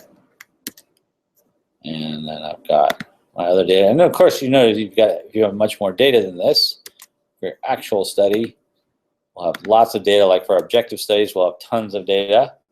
So I've got X values and Y values, and it says, calculate me some R. And it gives me the same number. Oh, it didn't give me probability, though. Scroll down. Yeah. Okay, oh, there we go. All right. So results and details of calculation. Blah, blah, blah, blah, blah, blah. R value, blah. I'm still not seeing the P value on here. Am I missing it? No.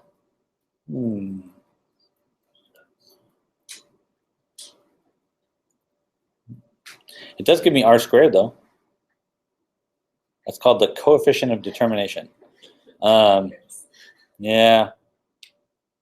Oh, I thought this one was going to give me the p-value. All right. Well, maybe there's some other calculator we can use for it. Anyway, the correlation data. Again, we're going to get an R value, and we want to be able to calculate a p-value. And there's definitely ways to do it. I'll find another calculator that has it on there a different time. Yeah. The correlation means in this case, if you score high on pre-test, then you most likely Right. Is there a connection between those two values? Right. And notice this is all paired data, right? So 6 is paired with 12, and 7 is paired with 14, and like that. So it's a lot like what we did the paired t-test, that the data has to be connected to each other. So if you scramble it, it messes the whole thing up, right? It didn't give me a 0.47. So that's very close to 0. So that's not much correlation at all. So anything close to 0 means no correlation.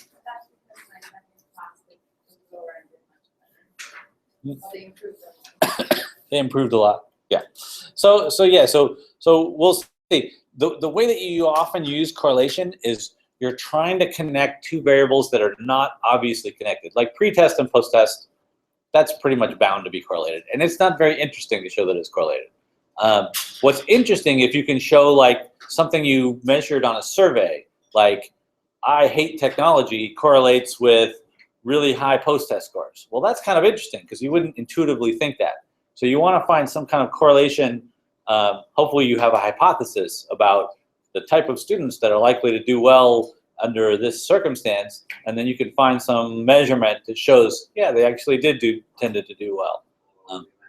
Class study that how they feel about the objective, meeting the objective, and how well they actually met the objective.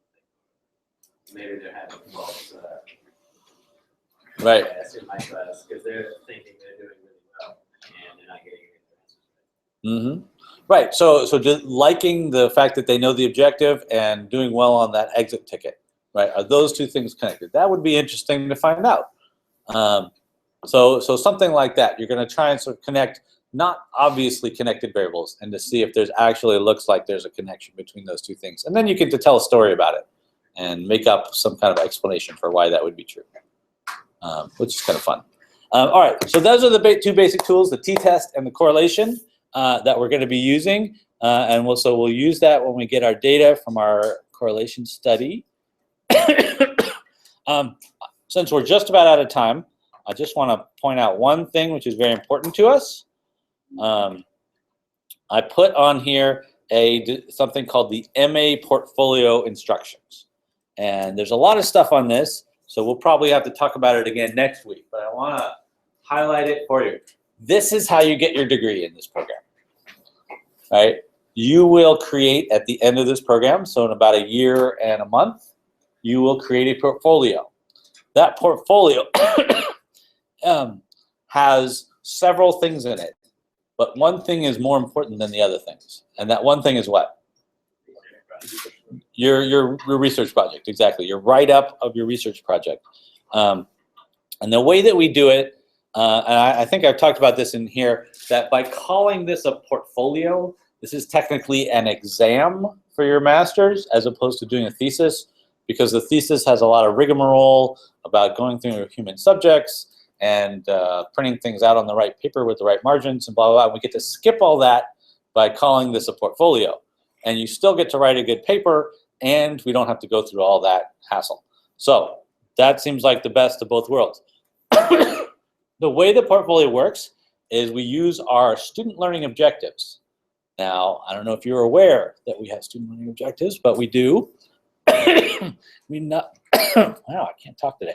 There are 5 student learning objectives, pretty standard stuff: reflective practice, theoretical understanding, research skills, educational awareness, and leadership.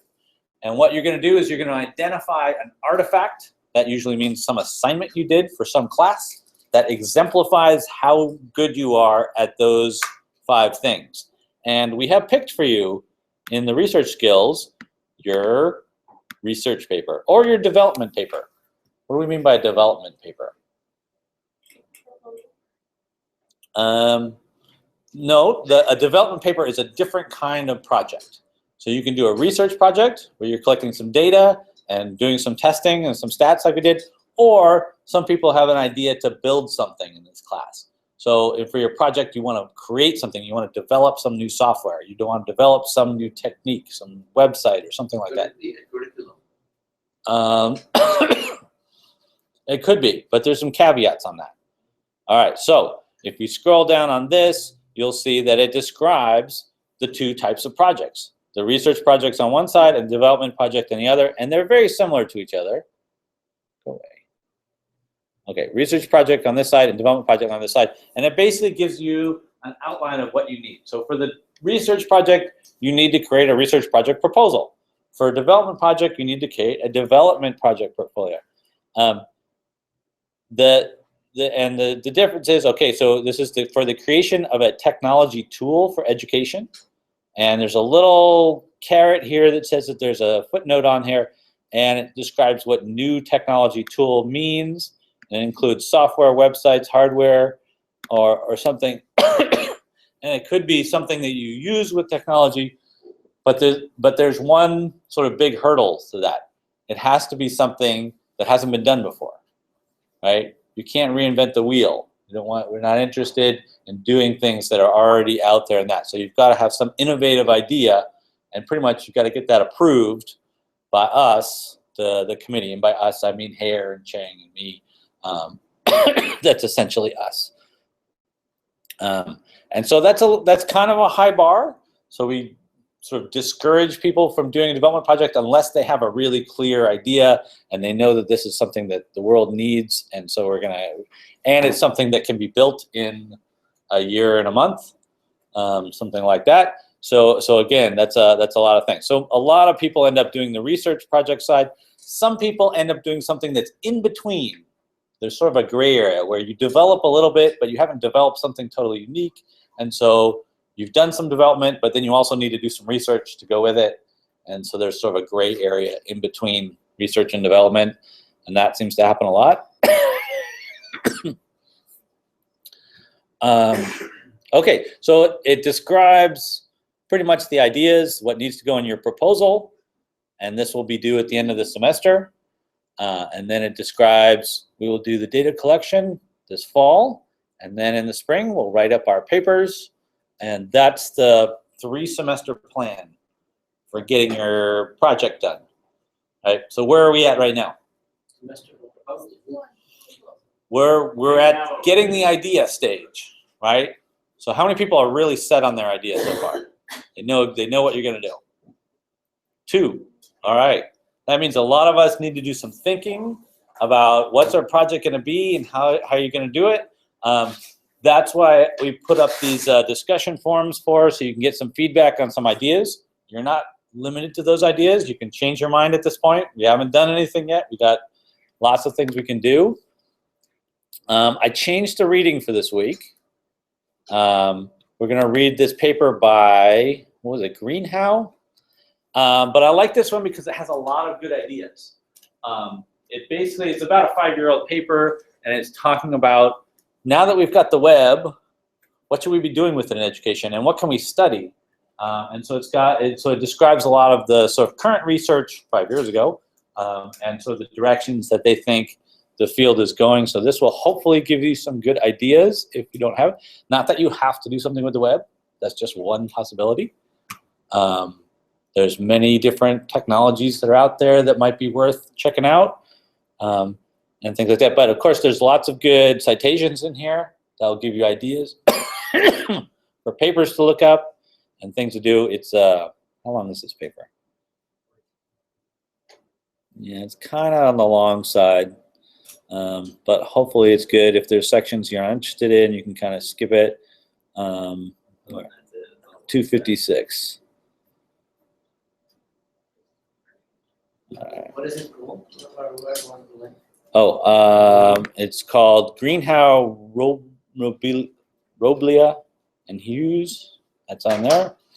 And cool. And so that's our only reading for this week. But we want to continue to post stuff about, fill in that discussion forum where it talks about your research idea. You can go back and edit what you wrote, or add a post, have a response to yourself to add on to new ideas about that. But we do need to sort of quickly start focusing in on an idea so we can start working on our lit review for that, because the semester is not so long. All right, we have class next week. We do not have class the week after because of the strike. We'll just say that. Yeah, sure.